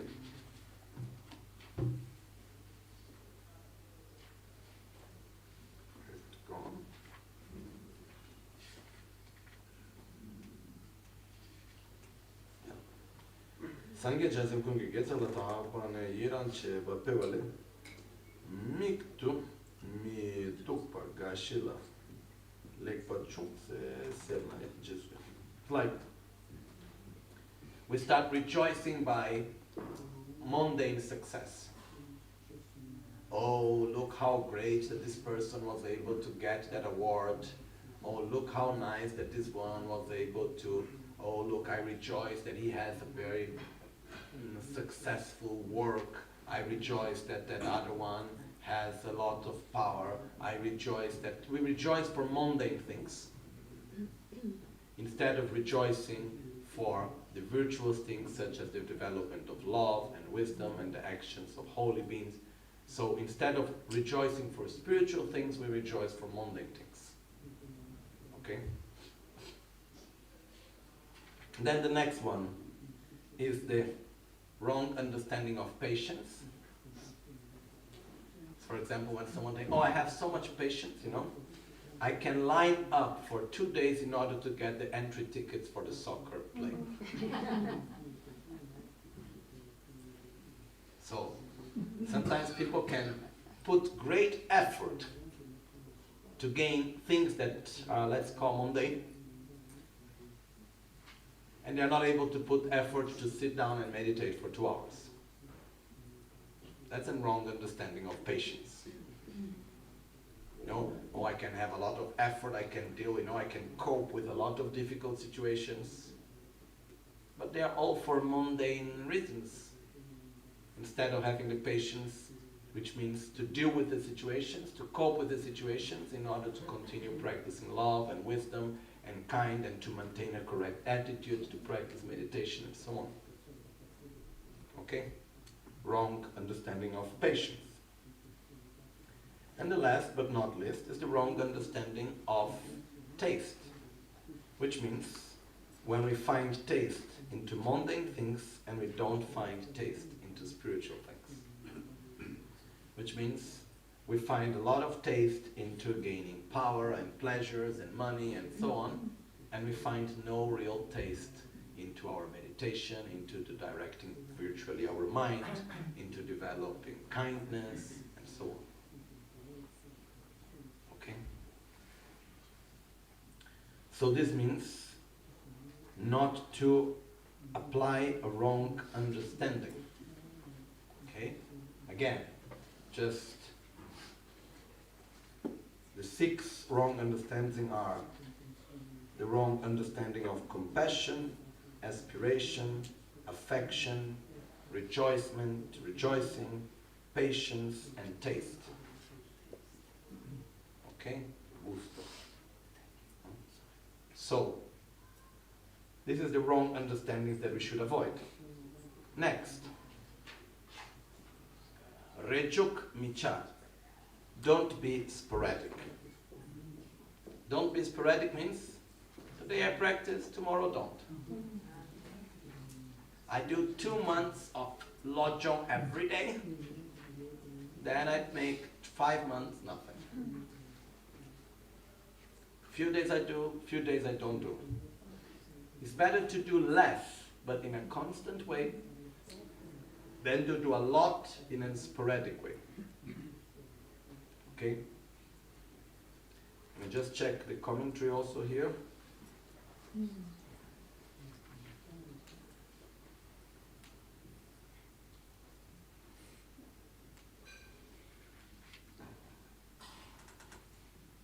Chölangeshe makebe reche re miche pannes senci tu miche Lojong marciaus.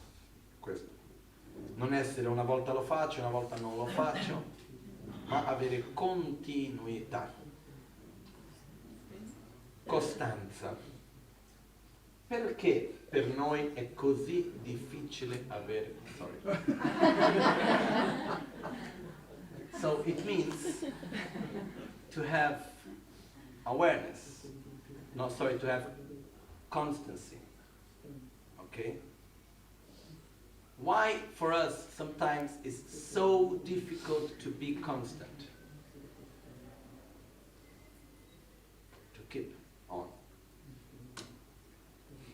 Because we grow up with the idea that the less effort I put, the better, the more comfortable it is, the better. So when something becomes difficult, it's a reason to give up. When something is not comfortable, it's a reason to give up. And we have not been so used in our lives to keep on, even though it's difficult. You know? In a relationship, when it's difficult, give up. With a friend, when it's difficult, give up. Another one. In our house, something difficult, okay, change house, whatever, you know. The job, I don't like this job, now new job. Whenever we find something, we live in this world of, how do you say, now this Italian word, usegetta, I'll say that in English. Yeah, let's say, yeah, disposable, one use only of things, you know. You take, you drink, you throw the glass. So we have this idea that we do not value things, and the first opportunity we just go beyond. But for me, one of the greatest lessons that I understood from this, which for most of us, it's a bit late somehow, but it's never too late, was when my teacher in Tibet explained me why the young monks were still carrying water from one floor to the other. I was going up one morning for the teaching, and there was this young monk carrying 25, 30 liters of water in his back. 3 stories, drinking up the water, and I just asked, why don't we bring a pipe? You know? And And he answered me in the way that I would never expect. He said, if the young boys don't learn since the young age to put effort and to have constancy in what is difficult in life, like in basic things in life such as having water, how will they be able to put effort and have constancy later in their meditation and spiritual path? It's true. When we are used, I need to do this. It doesn't matter if it's hot, if it's cold, if I want, if I don't want. I do it every day. We don't give so much space for our excuses. I need to do, I do. Then when we come to our meditation, when we come to our behavior, when we come to our spiritual practice, we will not give space to excuses. But if we are used that in the first difficulty we give up, then what we will do with our spiritual practice? The first difficulty, give up. Then after some time, oh, I want to come back again. So it becomes sporadic. Okay. And actually it's extremely, extremely important to be continuous. It makes a big difference in life. So my advice is, let's train to have constancy in basic things of life. If we are able to have constancy in the basic things of life, then we can have constancy also in our spiritual path. But not the other way around. Not having constancy in the basic things of life and having constancy in the spiritual path. It will not work. Having constancy means when I am in front of a difficulty, it's not a reason to give up. I will still do it. Okay? Well, practice unflinchingly. Unflinchingly. Tochul to jam.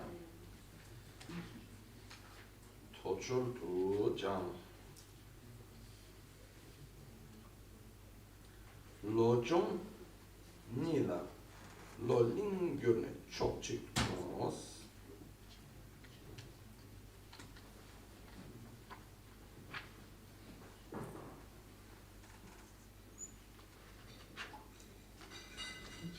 Samson Meber.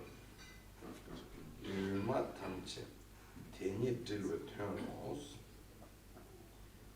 It's basically, it's connected, two are connected, which says, don't be sporadic and practice unflinchingly. Which means that don't be sporadic, have continuity, and practice without any doubt. Just go for it. Don't start making, oh, maybe it's the right way, maybe it's the wrong way, should I do, should I not do? Just go for it. You know, one way is remembering we are not perfect, so we cannot make a perfect practice. If we were perfect, if we could make a perfect practice, then we didn't need to practice, you know.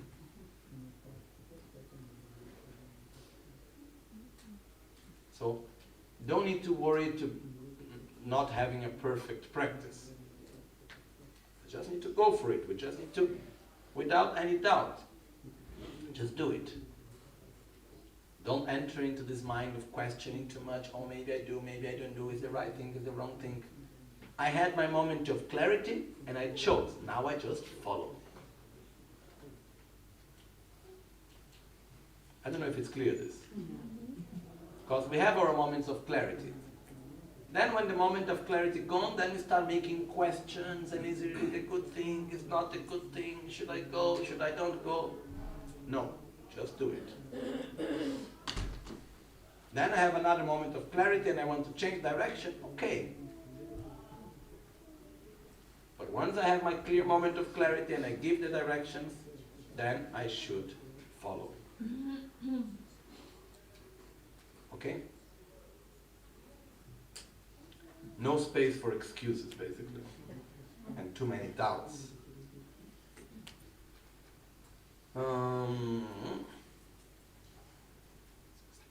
독주 니기 타월차. 독주 딱제 체반스 독니키스 타월차. Release or gain liberation through investigation and analysis. What is the main difference, investigation and analysis? Investigation means to have a general understanding of things. Analysis is to have a deep understanding of each thing. Okay? So we should investigate our mind, investigate our behavior, and then analyze it and have a deeper understanding. We should try to investigate the teachings, understand the correct view of reality, and then first we have a general view, and then we go deep into it. In other words, we need to learn. We need to open our mind to new things, not just remain where we are. Always learn new things. Always open our mind. By understanding what we don't know, the first part of investigation is knowing what I don't know.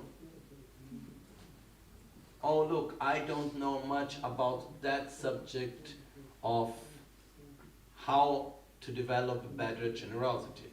Or I don't know much about the illusory body and the clear light, whatever. Okay? Once we have a general view of what we know that we don't know, then we go to understand it. We start analyzing and we start going deep into it. And through this, we liberate ourselves from our ignorance and we direct our understanding clearly. In other words, it's saying that, as Michel Rinpoche said,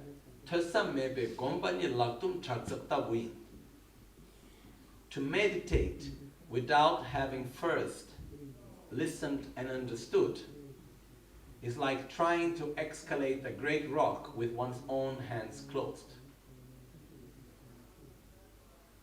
Before familiarizing my mind with something, I must be able to generate that state of mind. How can I meditate in generosity if I even don't know what generosity is, if I'm not able to generate a state of generosity? It's not possible. So I must learn, I must open my mind. That's why here it means put effort in the process of listening and understanding. The part of investigation is more the part of listening. The part of analyzing is the part of comprehending. Okay? So it means we go deep into things until that knowledge becomes our own knowledge. Never stop learning. Never stop opening one's own mind.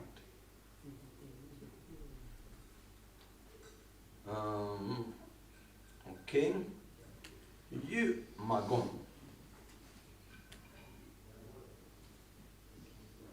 Yu Magon. Don't be boastful. Don't be boastful, Yu Magon.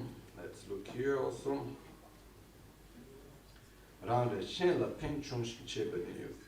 Basically, Yu Magon means do not show qualities that you do not possess. Do not show up your qualities, especially you do something small, you make it up big, and then you feel special because your qualities are, I've been so kind to that person, I was able to meditate so well, or how clearly I can explain this, or whatever. Even if it's a quality that we have, don't make it bigger.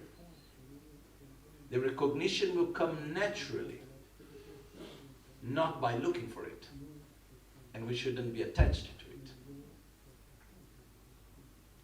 So normally in Tibetan there is two words, which is ye and gyu, which very often goes together, which basically it means, yogyu means to show qualities that we don't have and to hide defects that we have. So I don't show, I hide some attitude that I know that is not good, and instead I try to show off qualities that I don't have. Okay? So here specifically is, do not be boastful, do not be pride, like do not show off, don't show off your qualities. Normally whenever we show off what we do, we make them look bigger than what they are. So do not show off your qualities. Keep them for yourself and offer them to others, not by showing off, but by acting with qualities. Okay, I think it's quite clear. No?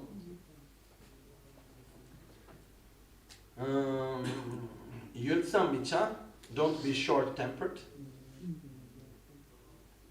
Don't be in a way that, no, whatever happens there we are ready to react. And there we are ready to get angry. I think this is very, very clear. It doesn't really need much explanation. Don't be short-tempered. No? And if we look in the commentary,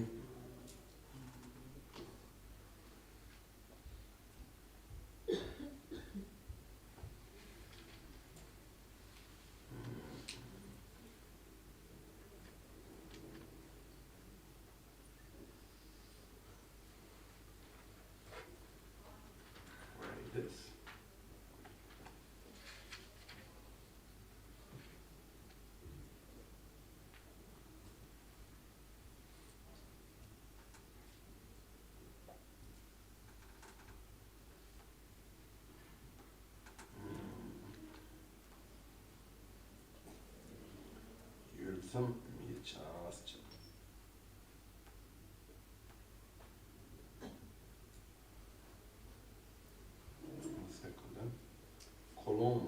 Koloma dom shibani dakla shengi miman sar mababa la stopa la le michashins kolomi chavos teta os koloma namge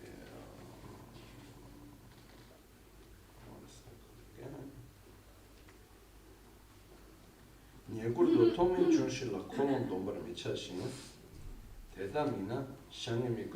yeah.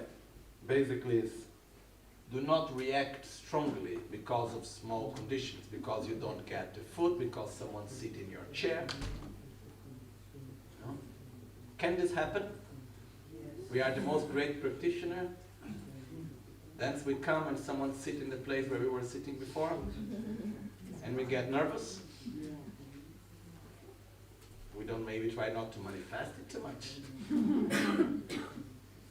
No, this means to be short-tempered. To lose our own balance because of stupid things. You didn't talk nicely to me. You didn't say what I expect you should say. You don't respect who I am. You don't know who I am, how you dare. No. So, whatever are the ways that we lose our balance because of small daily things. So don't lose your temper because of small things that happen. Keep your center. The last two. Gyaltsen Micha or Che Midu. Gyaltsen Micha, don't make short-lived attempt. And here in the commentary is actually explained in a different way, which is Gombe kapgi tsunru tsombe tsul pentes tambo sarne chungshik cheme por jopa mitondes. We have two commentaries with two different explanations, so we can practice both. One is saying that don't make short-lived attempt, which is the one following this translation, which basically says don't put great effort for something and after let it go. And then after some time you do again. Like there was a monk in the monastery, he would always put a lot of effort for memorizing, then after a few weeks he would not be able to do, then he would give up for a few months. So instead of being sporadic here, it's connected to being sporadic, but it means mostly that we put great effort and then we let it go. We put effort and then we let it go. You know, we try a little bit, it doesn't work out, first difficulty, we give up. Don't make short-lived attempts. But we put an effort, there are difficulties, yes. Are we going to have difficulties to practice? Sure. Life is difficult. But we overcome it. We go forward.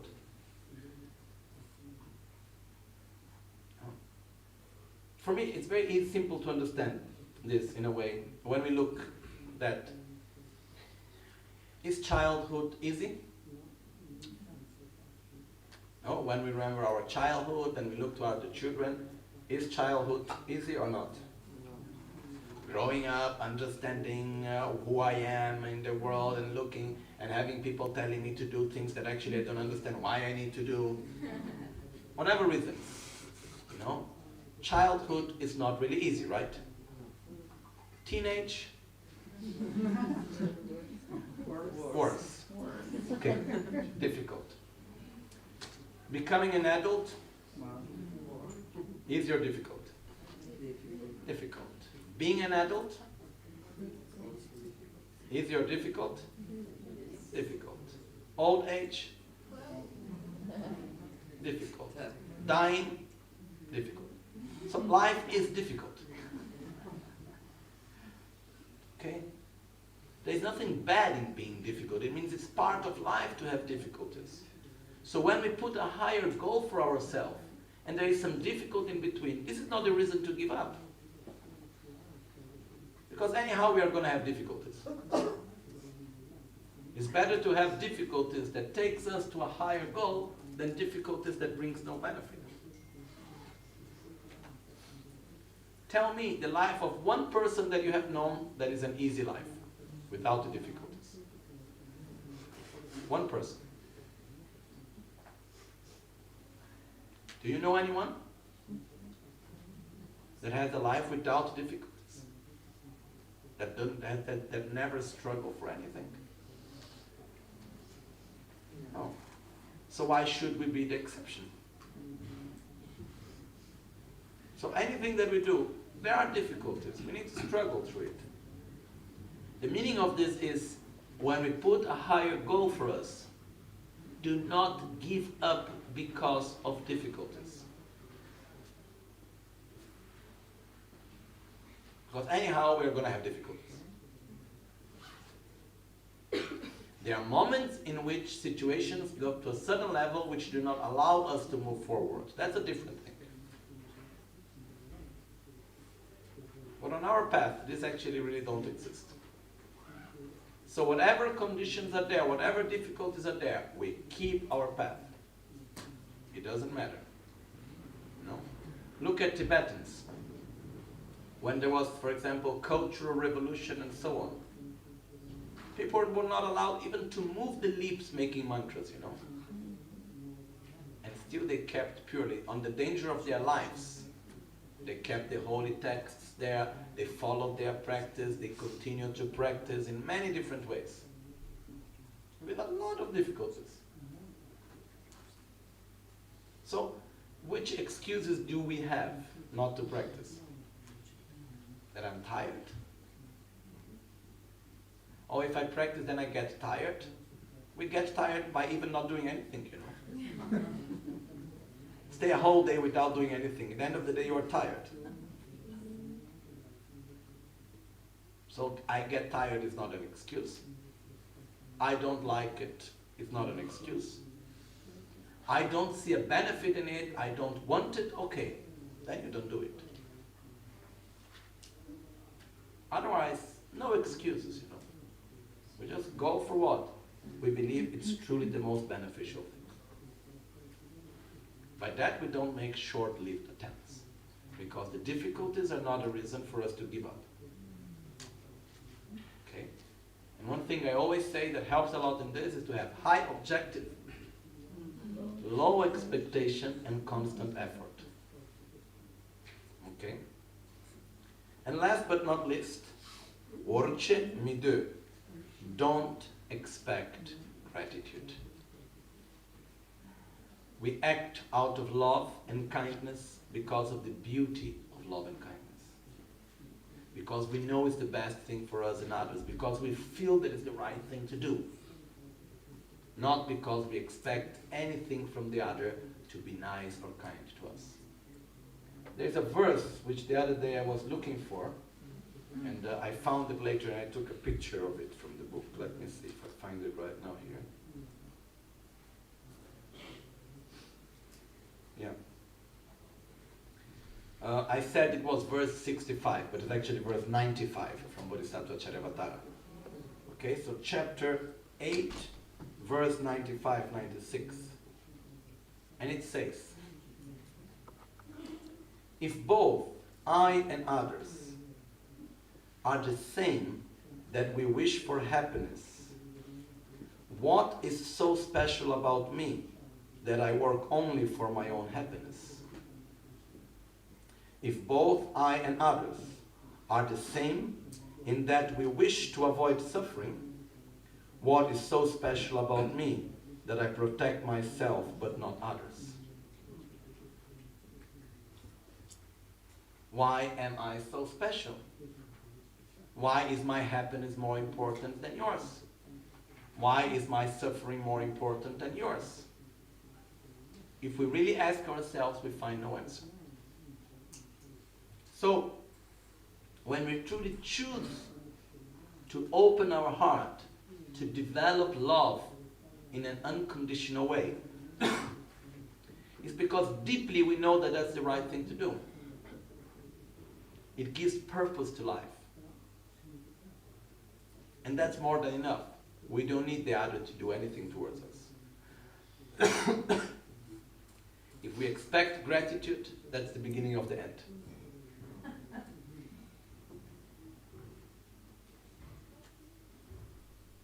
We do because we know that's the right thing to do. We do because we are doing the best for us, and we do already. The simple fact that I can love you, it's already a lot that I am receiving from you. I don't need more than that. If you love me, if you don't love me, if you act nicely or not nicely to me, that's your issue, not mine. So, do not expect gratitude, but be grateful for the possibility to love. It makes a big difference. Okay? Because when we expect gratitude, finally it takes away the purity of our actions, it takes away the purity of our motivation. Expectation of gratitude, it's a way of cultivating selfishness. So don't expect anything from others. Not even a thank you, not even an acknowledgement of our good actions. We do because we know that we are doing the right thing. And we believe in what we are doing. And it gives purpose to our life. And it gives joy to us to be able to do it. And we are happy with what we do. That's more than enough. Okay? So with this, we conclude today the 22 precepts. And tomorrow we have the long life puja. And the day after tomorrow there is the last day of our teaching this period. So we will have a conclusion teaching. I don't know if tomorrow there is any teaching or not, because of long life puja is a little day, it's a little different. And if not, anyhow, we make the conclusion on Sunday, okay, of the practice of of the teachings of Lojong. But I truly request everyone to read again and again these vows and commitments and take it as guidelines for our lives. Truly guidelines. And these are guidelines that all the masters of our lineage have been following.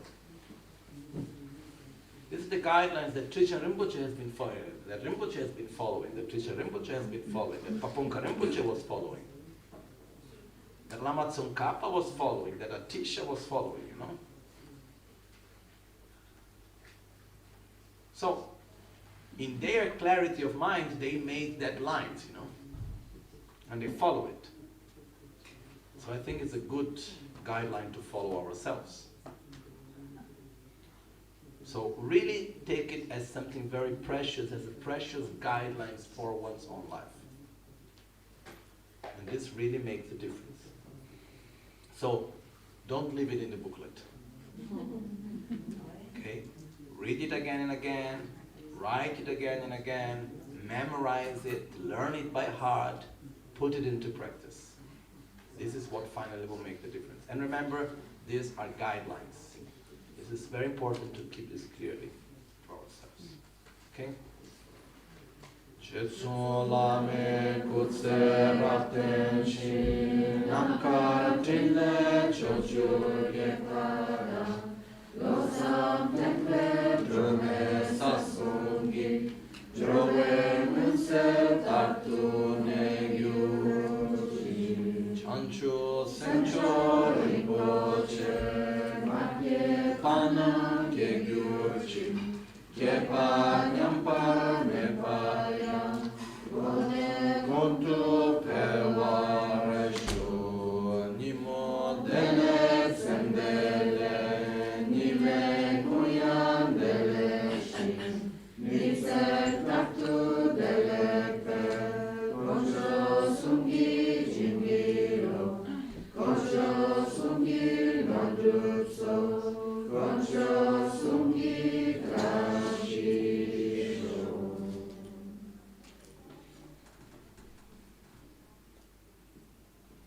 Just one thing I said that I would explain and I didn't, very, very short.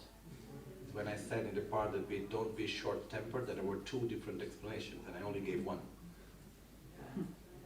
The other one, it is the fact that saying, don't become easily happy and easily unhappy.